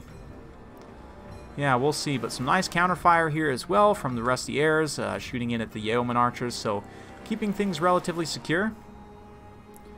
Lewin's coming in. The questing knights and some of the, well, I guess the questing knights are still fine. The Knights of the Realm, on the other hand, though, both units have taken quite a bit of damage there, so a little bit of rough stuff. Now the questing knights are chasing the Mangy Marauders. And this is a little bit better, honestly, for the Mangy Marauders, because they can shoot in here. Their armor-piercing missile attacks aren't going to be blocked by any kind of shields, of course, since the questing knights don't have shields. They will just take all that missile fire to the face. So you can see a couple of unit models going down there, most unchivalrously, to those attacks there. And talk about headshots, man. Pretty accurate fire there. Meanwhile, in the main part of the battle, you can see the Knights of the Realm kind of continuing to try and cycle charge here as much as they can. But the Damsel in a bit of distress here, sort of surrounded by trolls. You've got some Black Orcs in here as well, but she's going to get back to these peasants. They've got their pitchforks and shovels out, so yeah, they're going to worthily sacrifice themselves. A brutal wind blast just rips through a bunch of those goblins, doing a ton of damage there. Fortunately, those Knights of the Realm are getting clobbered. But in the back line, that Hammer of Gork, while initially being protected very well, is going to get routed off here. Likewise, King Lewin was able to finish off this Night Goblin big boss here, so Wurzag getting a hold of the Damsel. So a lot of give and take here, but back and forth definitely for both players, but we'll see. I think the terror from Lewin could potentially be an issue here, especially for these trolls. They just have such poor leadership that he'll be able to get in here and get some good work done. Questing Knights also kind of chunking in here as well, and yeah, you can see once that terror kicks in, it's going to be all over for those trolls. They did do a good amount of damage, but not the most in the world. Wurzag pulling off from the Damsel there, since the Beast Slayers are coming in for support. Black Orcs a little bit bogged down by peasant mobs, but they should be able to rout away relatively soon, but this is a bit risky, trying to finish off this Damsel here before she gets back to the support of those halberds. Going to come in, get a clubbing to the back of the head, and oh man, she does rout there. Yeah, she's routed. I don't know if she's going to come back either. Only about 450 HP left, but speaking of coming back, those trolls getting pretty close to coming back, it looks like. But the Cav sort of death squad has rolled into the back line and is trying to eat up some of these ranged units. There's just not a lot of melee power left for the greenskins outside of the trolls, I would say. I mean, I guess there are still some biggins scattered around, but we'll see. We will see. Plenty of questing knights and Knights of the Realm in this pocket that are still plenty healthy. King Lewin, of course, with his terror, going to quickly terrify away some of these goblin archers and more, so we'll see. Bretonnia in a pretty good position at this point. Nice charge into these Black Orcs here by the questing knights. Of course, their armor piercing will be decent here, and it does look like they're able to get a charge from both sides, which is pretty good stuff. Ooh. Oh, it looks like an Edbutt there. I thought maybe we were going to get a Foot of Gork on some of these knights here. If he had a Foot of Gork, this pocket would actually be really good to stomp out at the moment. Would do a bit of friendly fire to those Black Orcs, but yeah, it doesn't look like he actually brought Foot of Gork, unfortunately. But we'll see. Right now, it's definitely starting to swing in Bretonnia's favor. The Trolls just not able to hold their leadership together, and Wurzag getting singled out here. The supporting infantry is not close enough, unfortunately, and it looks like Lewin going after Wurzag once again. If Wurzag goes, that's going to be pretty much GG, I think, for the greenskins. I mean, they still have plenty of biggins left, but oh man, Wurzag just about able to escape here and get back to safety, so maybe this could get turned around. A little bit laggy, so apologize about that, guys, but yeah. Hey, Mad Doc, good to see you, man. We got Zach Wade in here. Yeah. Fun, fun. Balance power creeping ever so slightly in Bretonnia's favor as more and more of these greenskin units start to get cleaned up here. You can see these trolls are offline. The infantry support's finally getting into this big blob here, but with Lewin and everyone, it's going to be tough. Wurzag's still around, though, has managed to keep himself from getting doomed, which is always a key factor for the boys. With all of these healthy biggins here, we'll see. It's gonna take a concerted terror route, but oh man, Lewin's coming in. He's dropped the Sword of Crone now to debuff the melee defense of Wurzag. Wurzag trying to run away here, but he does take a couple of good hits there from Lewin. If Lewin can finish off Wurzag here, that should be all over for the Lawbreakers, but the Black Orcs, or sorry, Orc Biggins as well, able to get in here and kind of stop up Lewin and at least distract him for the time being, so we'll see. There are still some questing knights, Knights of the Realm swinging up and around the flank. They can clean up a lot of these units in the back line, so archers, goblin archers getting just taken out. Unfortunate, but we'll see. Yeah, I don't think the greenskins really have the tools to bring this back at this point, but a nice Edbutt going to be going down here, giving that Bonewood Staff to everybody map-wide. Just wrecks those peasants, but I mean, they're just peasants at the end of the day, right? Wurzag up to 48 kills, still trying to escape from diving Lewin, but the Knights cleaning up the back line. And the boys cleaning up the center still. We'll see, but yeah. This might be it here. Wurzag getting charged one more time by King Lewin. He's got his back turned to him.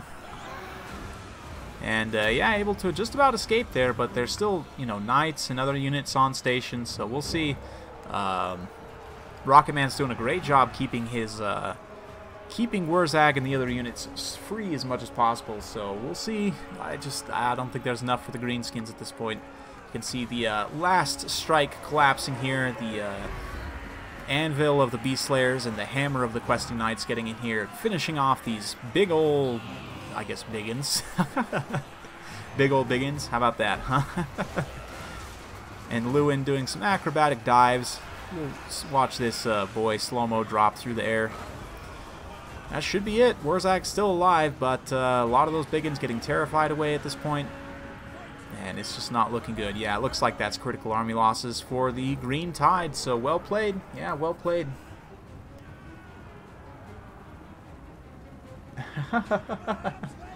Something like that, Zach. Something like that. Yes, indeed.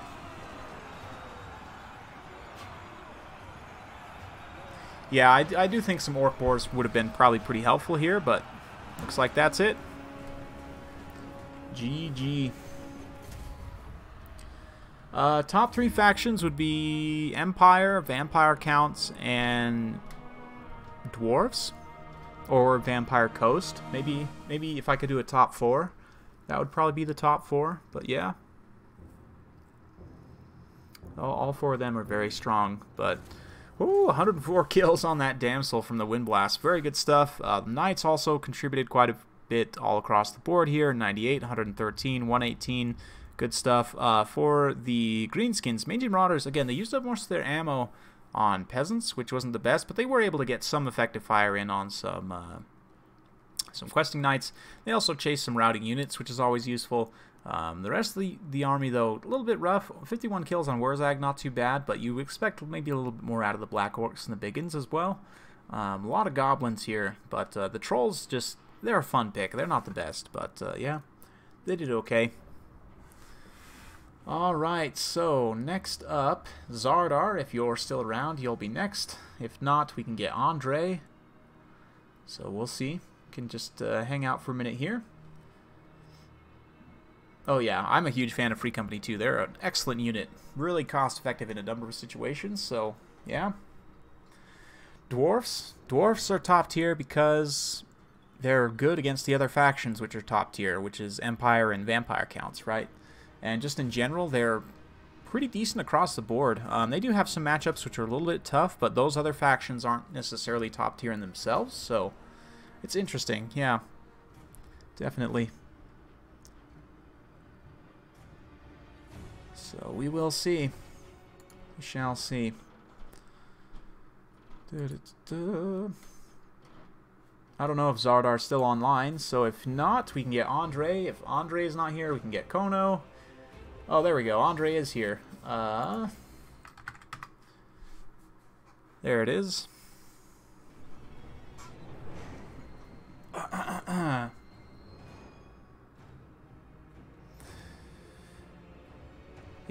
Yeah, Rocket Man apparently goes by Mad Mardigan. But, yeah, good game, man. That was fun. That was fun. Alright, so let's do Blood Pine Woods. And, yeah. We'll do Blood Pine Woods for the map, and we'll get Andre in here.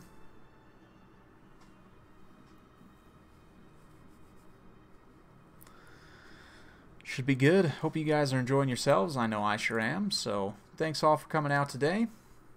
We're going to be having a couple more games here, and then we'll be calling it a stream. But yeah. Looks like we got Andre in here going for the Dark Elves.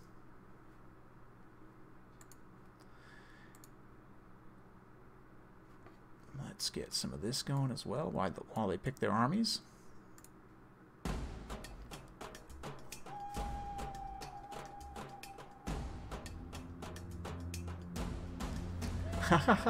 Understandable, Mad Doc. Yeah, it's tomorrow, or not tomorrow, Wednesday I'll be doing one of these, and I'm going to try and start a little bit earlier so that we're not running quite so late into the evening for you guys in Europe. But absolutely, my pleasure, Rocket Man. Thanks for jumping in. Thanks for the donations. Great supporter of the channel, so much appreciated, man.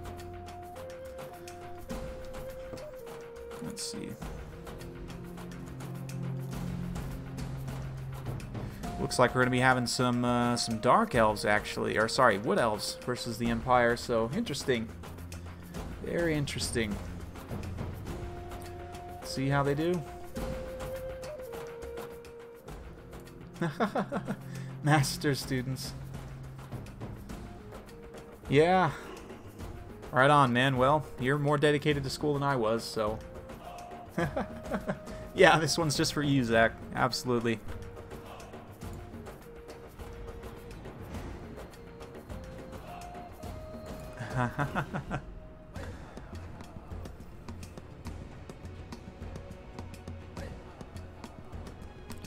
This is an interesting matchup, definitely. The trees actually can be a surprising pick here if you don't bring the right tools to deal with them, but likewise you can also go with a very skirmish-heavy build, and that also could be a huge problem, so it's a bit of give and take, honestly.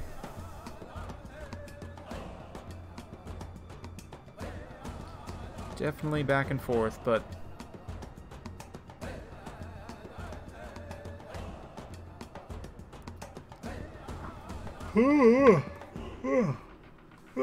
Getting a little sleepy. I think it's just about time to be done, guys.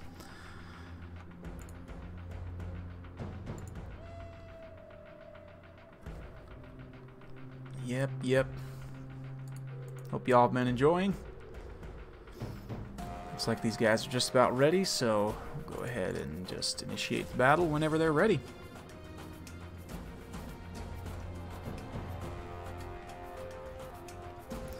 Well, congratulations, man. Sounds like you're pretty close. Coffee! Oh, man. I agree, personally, Zach, but I'm not actually the biggest fan of coffee, for whatever reason.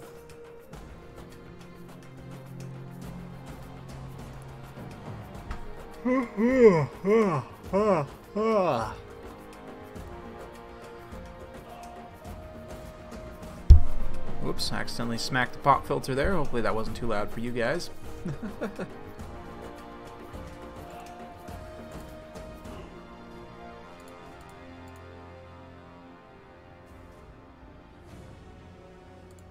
Alright, let's see here. People are talking to me.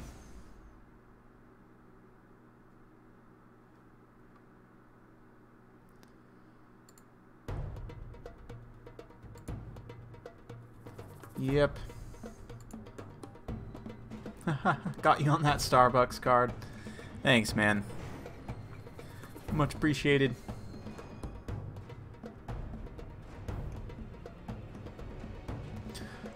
General advice or stuff to be aware of. Well, like you saw, if you go back and watch the beginning of the,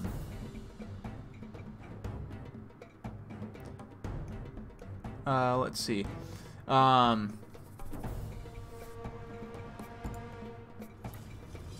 was I going to say? Oh yeah, the biggest thing, you'll see, I use a lot of number groups. The biggest thing is to just, my biggest advice is to use number groups, to try and get in the habit of using them as much as possible.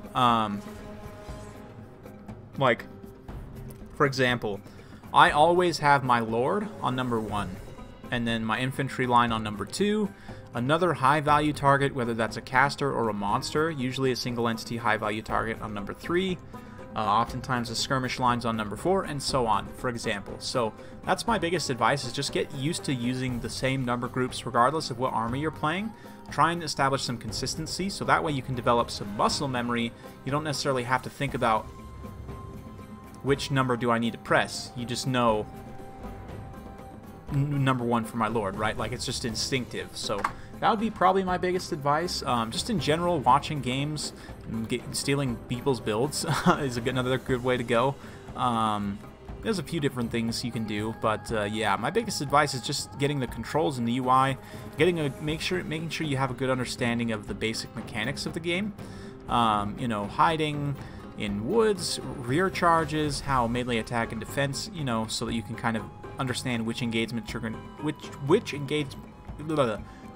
engagements will be good to take and which ones won't be. It's definitely tough, takes some practice, but in terms of the builds here, we've got a Glade Lord. Is this a male? Nope. Glade Lady, looks like, actually. Spellsinger Lord of Beasts with the, let's see, is that Amber Spear and Flock of Doom? Or let's, yeah, Flock of Doom up. we'll check in a minute. Let's see, actually. Flock of Doom and, yes, Amber Spear. That's what I thought. Okay. Got some Wild Riders, Way Watchers. Plenty of Way Watchers. We've also got some Eternal Guards hidden in the woods. For the Empire, a full line of Spearmen with shields. We've got Karl Franz up in the air with the Jade Wizard. Silver Bullets. Plenty of Empire Knights. Nice wide Empire build. Looks like we've also got some Flagellants as well. So, yeah. What to bring against who? Yeah, it just takes learning, I would say. Generally, yeah. Because the factions in Total War Warhammer are so unique, you really do, like, the faction-specific builds are definitely a thing you need to think about. So in terms of what to take against who, yeah, it kind of just depends. I guess I should probably make a video crash coursing through each faction, but, like, if you go to my my overview series, in that series where I'll go through the roster of each faction and then kind of talk about some of their general strengths and weaknesses, some good counter, like some of their typical strategies and some good counter strategies as well. But yeah, there's a lot of factions in the game now, so typically your factions will fall into a couple different categories. Your rush factions, this is, you know, obviously Vampire Counts don't have any ranged units, so they're a rush faction. You know, Warriors of Chaos, Norska, they're all rush factions. You have your factions which can do multiple things with, like the Empire, they can play multiple different styles. Same thing with the Greenskins. You know, Wood Elves are a very good kite faction. They also can do rush pretty effectively. The High Elves are a very good control faction. Skaven are high skill cap, but again, very good control. But, you know, you're just kind of general characteristics. Like, the Skaven don't have that good of leadership, for example, right? So you can then use that to your advantage. You know, use a lot of terror, fear, leadership debuffs. Beastmen, Greenskins kind of fall into the same category. The hardest factions, in my opinion, to game plan against are like the Empire, the High Elves, Vampire Counts to a degree, but just in general the well-balanced factions are going to be a little bit harder to game plan against. Greenskins are another one that can be tricky to know what to bring, but yeah. I guess I should probably fade the music out for the actual battle, huh?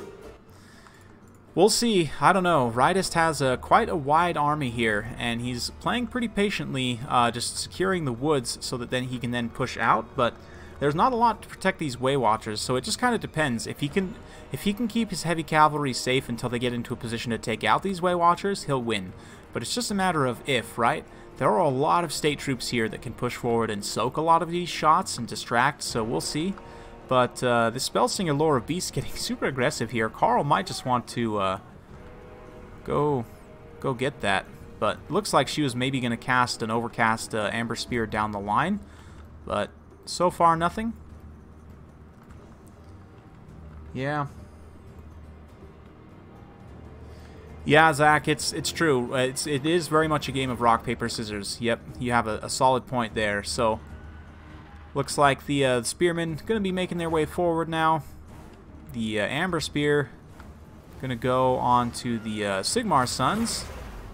Oh, did some good damage. Took out about 14 unit models there, so not too bad. Might not have been the best use of the Winds of Magic, but still, Karl's going to have to be careful, obviously. He can't really see these Way Watchers right now, but he is pretty close to the edge of the range.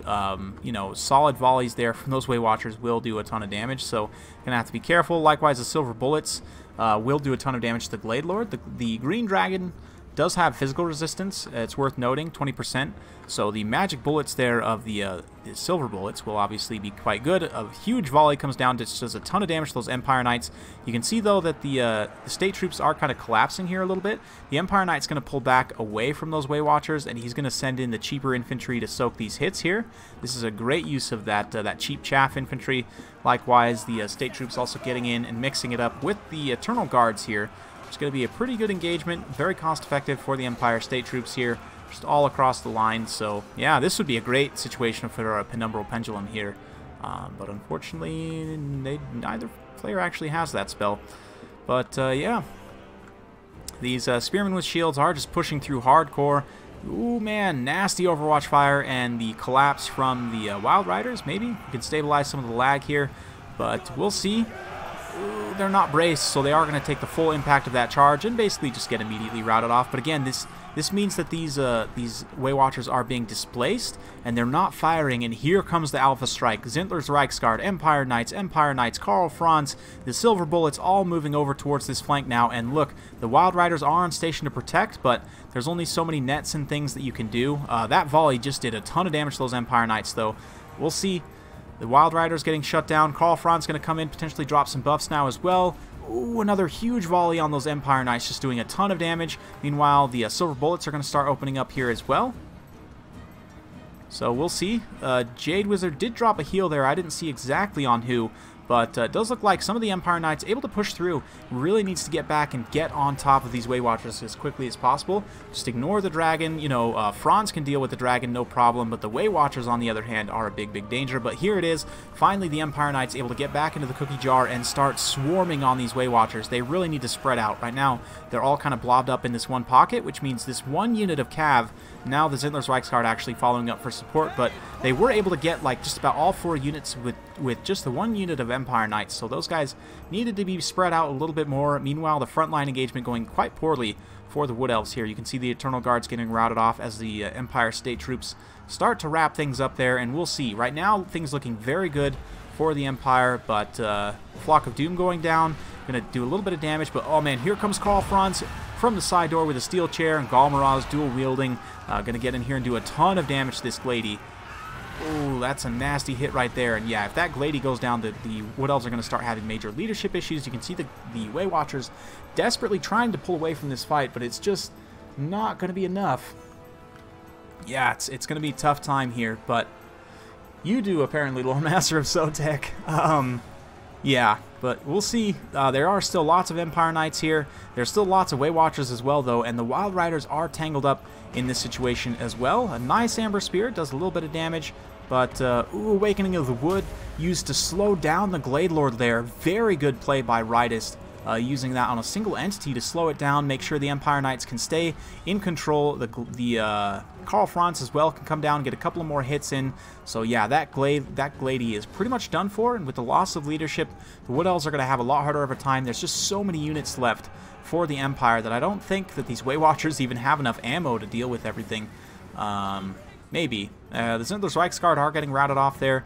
He's going to have to be careful. Karl gets hit by that Prevanath Rema there, and if the Way Watchers, unfortunately, are being screened out here, I guess fortunately for Karl, but if they were able to stay in range there and get a couple of good volleys to take out Karl, that could make a big, big difference. But here it goes again, straight in. The Empire Knights charging into the Wild Riders there. Empire Knights get an Earthblood, so they're going to be healing up and should be able to finish off those Wild Riders, but the Wild Riders are able to buy just a little bit more time for these Way Watchers. The Way Watchers don't have a whole lot of ammo left, but yeah, looks like Eternal Guards might be able to actually beat a couple units of Spearmen, but that engagement was not cost-effective for the Wood Elves there, but we'll see.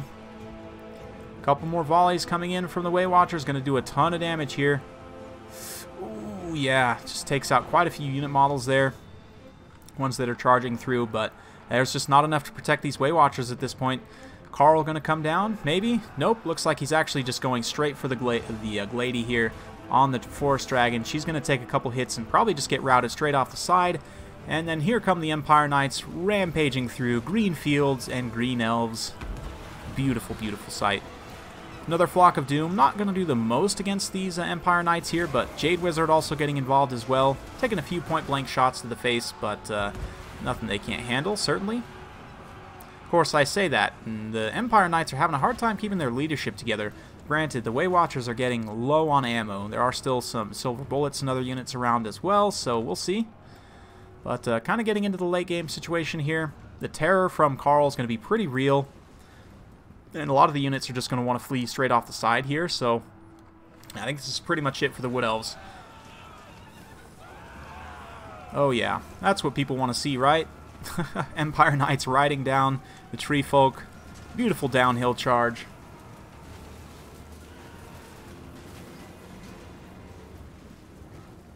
Yeah. Yeah, Mad Doc, honestly, that's the best way, is just to play a lot of games. And if you're in any of the Total War, if you're in either Heir of Carthage's or the tournament Discord, a lot of friendly players in a lot of different communities who would be more than happy to play games with you, and then also kind of talk to you about the games afterwards and let you know, like, hey, this is something you may want to change. This worked out well, you know.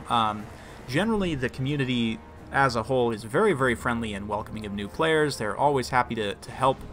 You know, if you play games against them, typically people will be more than happy to chat with you after if you want some advice and stuff. So yeah, nothing like Imperial victory, right? Karl Franz leading his forces to victory over the foul, filthy elves. And yeah, these Way Watchers are just about out. They do still have a couple volleys left each, but another nice Flock of Doom here. That'll actually do pretty good damage to the Tattersouls and the Sigmar Sons as well. But Karl's still just so healthy at this point. I say that. He's got pretty low HP, but he's still healthy enough. And then the Silver Bullets also able to come here and shoot. We'll see. Who are they going to target? Ooh, they take a volley there from the Way Watchers. Picks off quite a few of the models, but again, there's just a lot of units left for the Empire. A few Empire Knights. And these volleys that are not hitting Franz are going to be... It's going to be tough. Yeah, definitely going to be tough to finish him off. We'll see. But... yeah, you can see Franz is able to actually dodge those shots pretty effectively, so... Ooh, did take a bunch of them there, but the Jade Wizard now also going to have to dodge some shots as well, but looks like critical army losses hits. And that's it. Everyone is evil and only out for blood. Oh, man. Yeah, those Way Watchers did quite a bit of damage, but not quite enough at the end of the day. Right is just staying patient, staying on point, keeping up the heavy cavalry pressure, and not allowing them a moment's rest. So very well played. GG.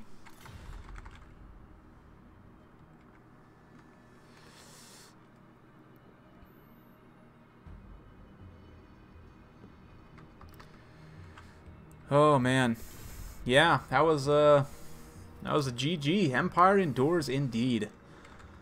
Alright, so I think we've got just one more left. Zadar and Kono disappeared, so I think it's just Halo if you're still around. Let's see.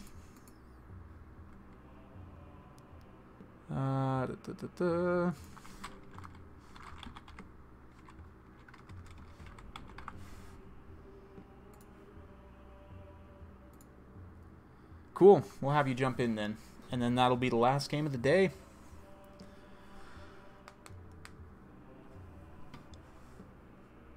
Alright, alright. There we go. You want a rematch? Maybe Wednesday. Yeah, we could probably get it going Wednesday. But let's see here. Oh, Kono is here. Okay. I guess we could do one more then.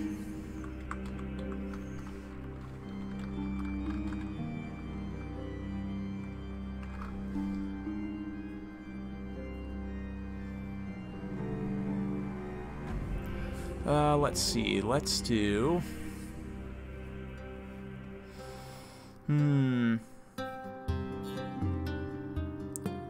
Let's do Central Chaos Wastes. Yeah, let's do Central Chaos Wastes. Okay, sounds good, Halo. We'll get Kono in here then. No worries, Rightist. Totally understandable. I think this is actually going to be my last one as well. I'm getting pretty tired, so we'll have to catch you on the next one, Halo. But Kono, if you want to go ahead and jump in, I will PM you the lobby info. Let's see here.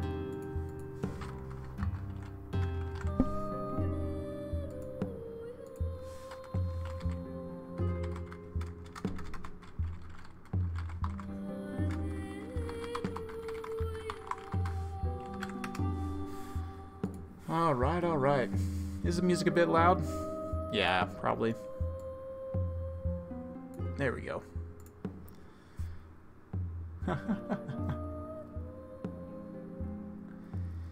Yeah, I think I'm gonna have to call it. I've actually got to go eat dinner pretty soon as well, so, yep.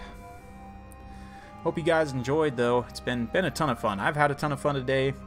big thanks once again to Rocketman for the donations. Let me just go ahead and check Streamlabs just to make sure I didn't miss anything on PayPal.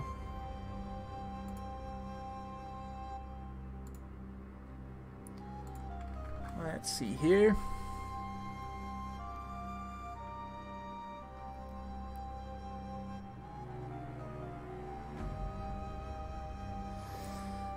All right.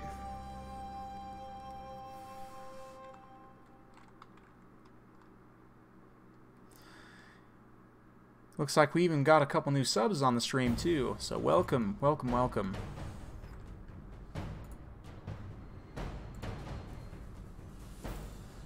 Alright, looks like Kono's just getting loaded in. Yeah, man, I'm glad you enjoy it. It's a ton of fun. It really is. Just a barrel of monkeys, as they say. So,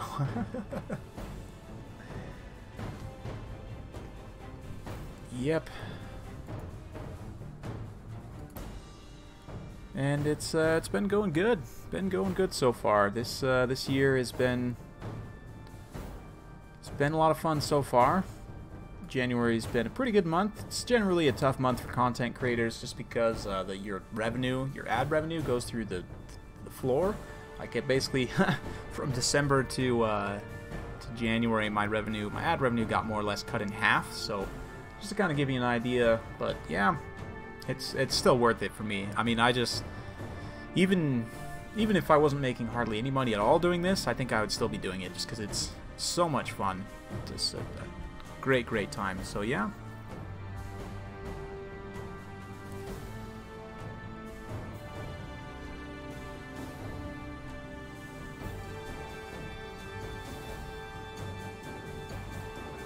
Thanks, Mad Doc. I do try and get a bit of both. You know, I tend to pride myself on having good information, you know, solid tactics, and I personally I love like just messing around with different factions, trying out different synergies and so on. So yeah, looks like Kono is going to go with the High Elves versus Ridus Tomb Kings, so it's going to be interesting. Definitely a good matchup for sure. So, but yeah, I have a lot of fun doing it, so I'm glad you guys enjoyed as well. I'm just in it for the cash. Yeah, Pharaoh, if I was just in it for the cash, I'd be playing Fortnite. Let's just say that. Epic Victory Royale, right? But for me, I'm a big believer in that if you make quality content, the cash will sort of just come as a result secondary, right? So the focus should always be on quality content first, and then the reward will naturally follow, right? That's at least that's kind of the perspective I have on it. But I have been known to make a clickbait video or two,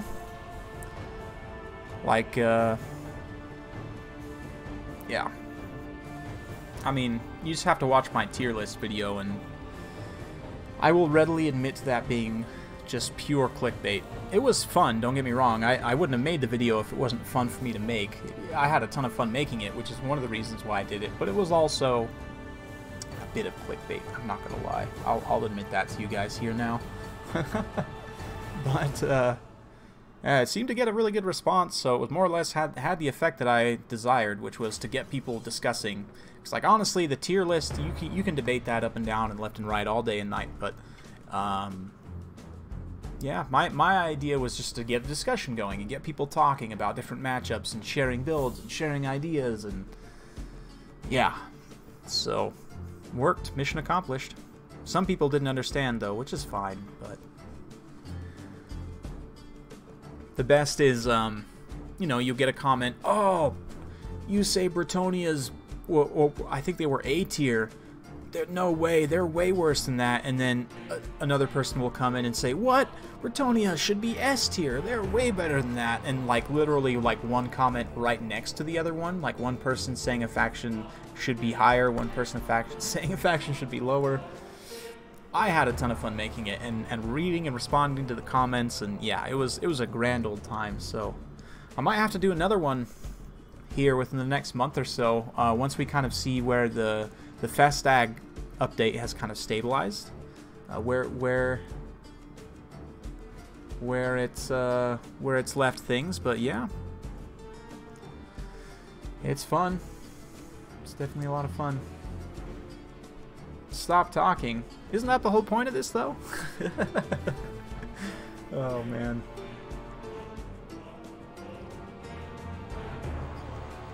Oh, that music, though.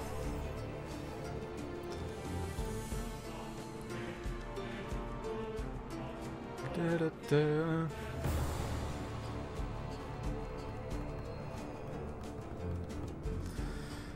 I hope you all are excited for Turin's grand final here, when he's going to be playing that the ECL grand final. Should be a lot of fun. Any of you guys who've been playing in King of the Hills here, I will definitely recommend for next season's league, if you all are interested in joining. This is definitely a good way to get some practice. Absolutely. So, yep.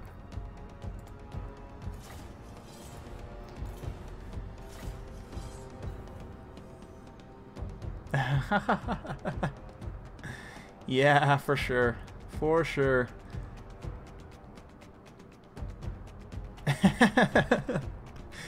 Oh, man.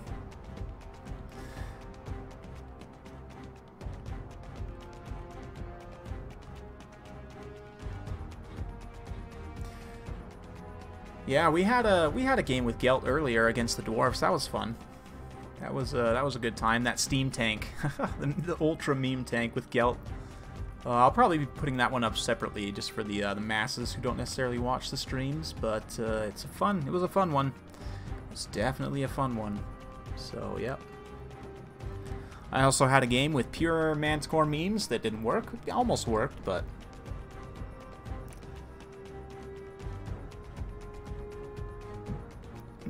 Yep. These guys are just getting finished up. I guess I could technically look at their builds here if I did this. But yes. Yes. Looking good.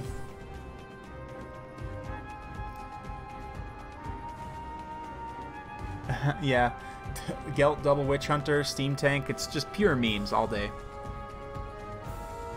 Favorite faction to play apart from Empire? Kind of fluctuates. Right now, probably the Greenskins. It kind of fluctuates between Greenskins, Bretonnia. Sometimes the High Elves are in there, although I'm not the biggest fan of the High Elves. Sometimes Chaos works its way in there.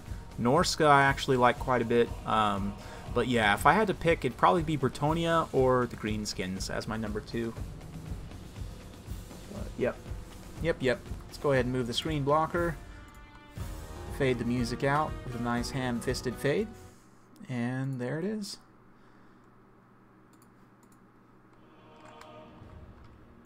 So, yep, this is going to be the last battle of today, guys. We've got Ritus, Tomb Kings, and they're going to be going up against Kono's High Elves. Here on the Chaos Wastes, we've got some spooky crags and caverns down here.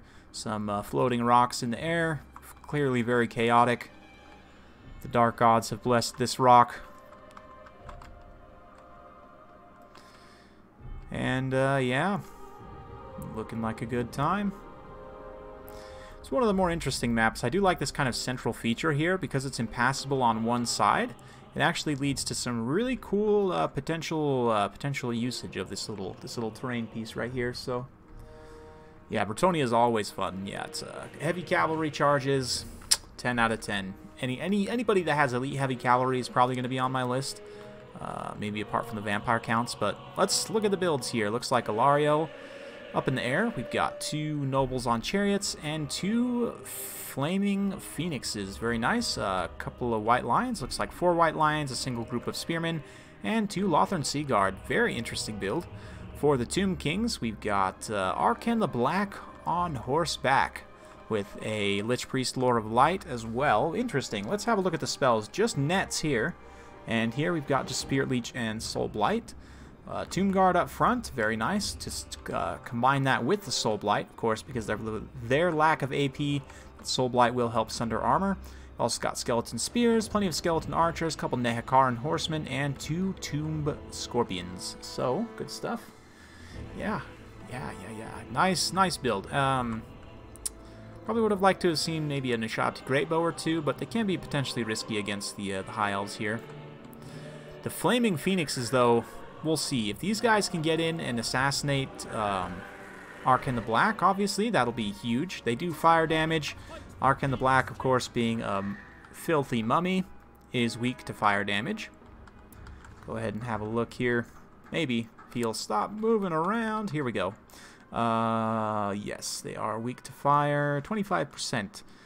Lich Priest, though, notably, is not. Neither is Katep, for whatever reason. I mean, he looks just as flammable as Arkan, if I'm being honest, but maybe even more so, because like Arkan doesn't even have skin. He's pretty much just a bony boy. I don't know. What do you guys think?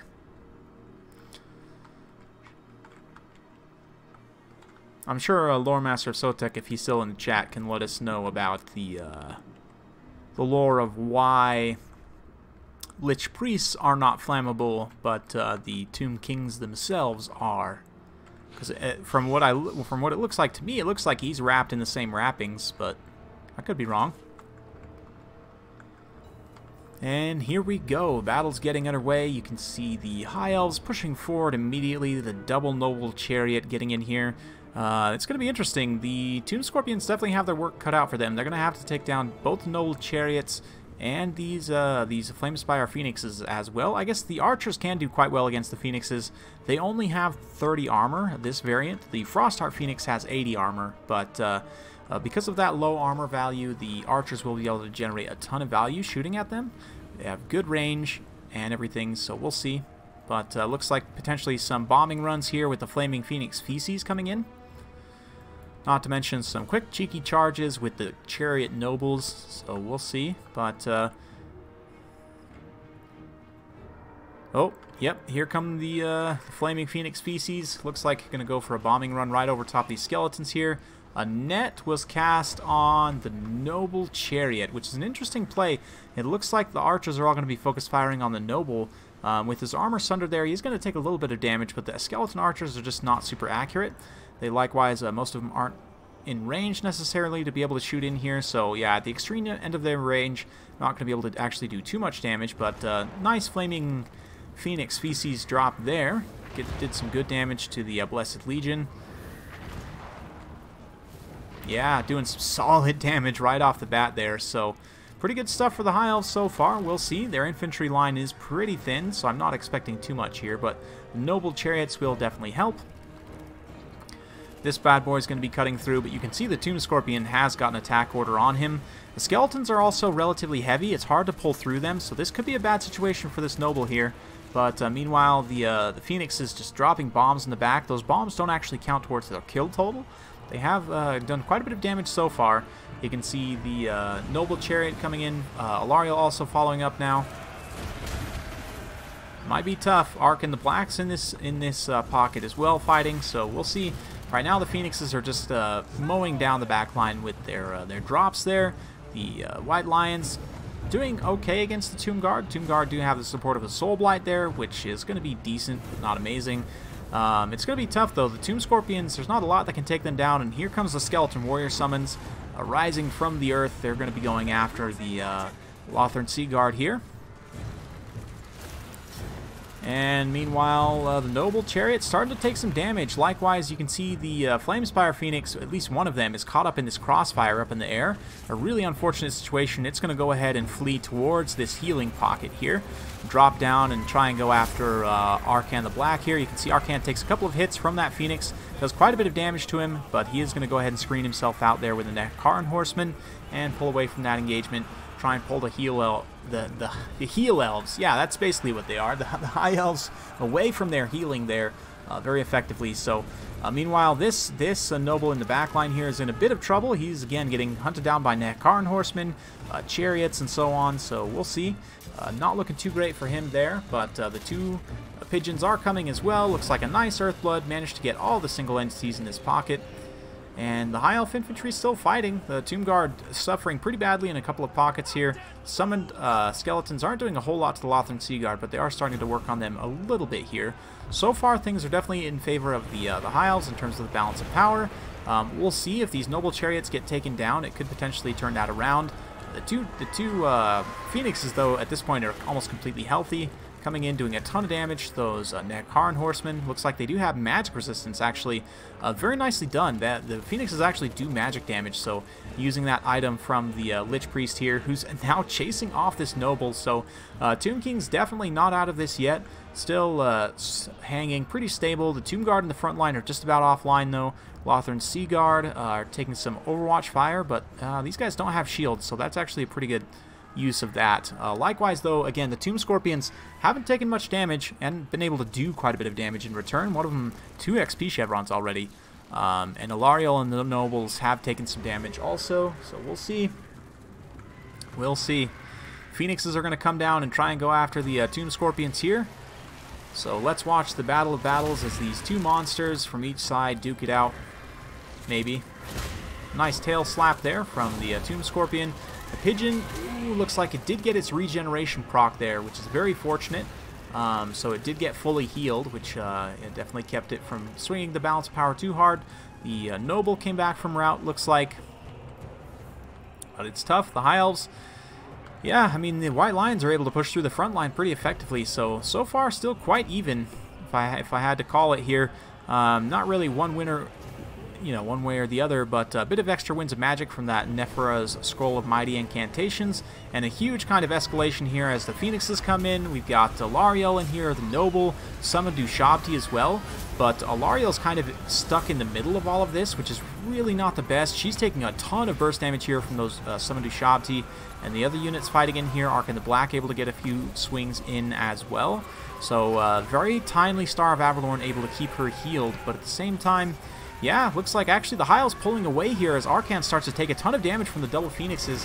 The Scorpion's going to come in here to this just insane monster mash as well. But yeah, I just don't know. With Arkan having taken so much damage and not having a way to really heal it necessarily. And like the Phoenixes still have plenty of HP. One of the Nobles is still healthy, and Alariel has enough HP that it's going to be, you know, tough to take out the leadership. Another very strong Earthblood there, hitting all the units in his pocket. You can see a lot of them are getting close to their healing cap at this point, but just don't think that the Tomb Kings can really sustain this kind of attrition grind here. We'll see, though. We'll see. The Tomb Scorpion's definitely giving it its all here, but yeah, looks like Ritus is going to admit defeat there, so... Okay, so they're not actually undead. Okay.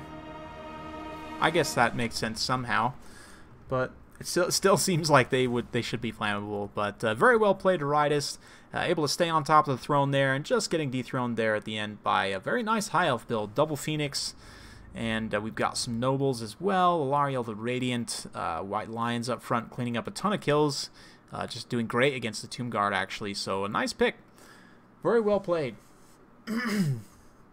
Yeah, fun stuff.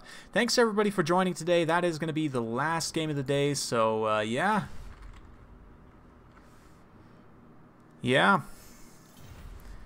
That was quite the battle. But thanks everyone for coming out. Hope you all enjoyed. If you do like this sort of thing and you're not subscribed for whatever reason, be sure to subscribe, all that jazz. Thanks again for the big support. Big thanks to the patrons and all the supporters, everyone who can donate. Even if you can't, just watch, like, comment, all that jazz. So thanks again. See y'all next time. Bye-bye now. Bye-bye.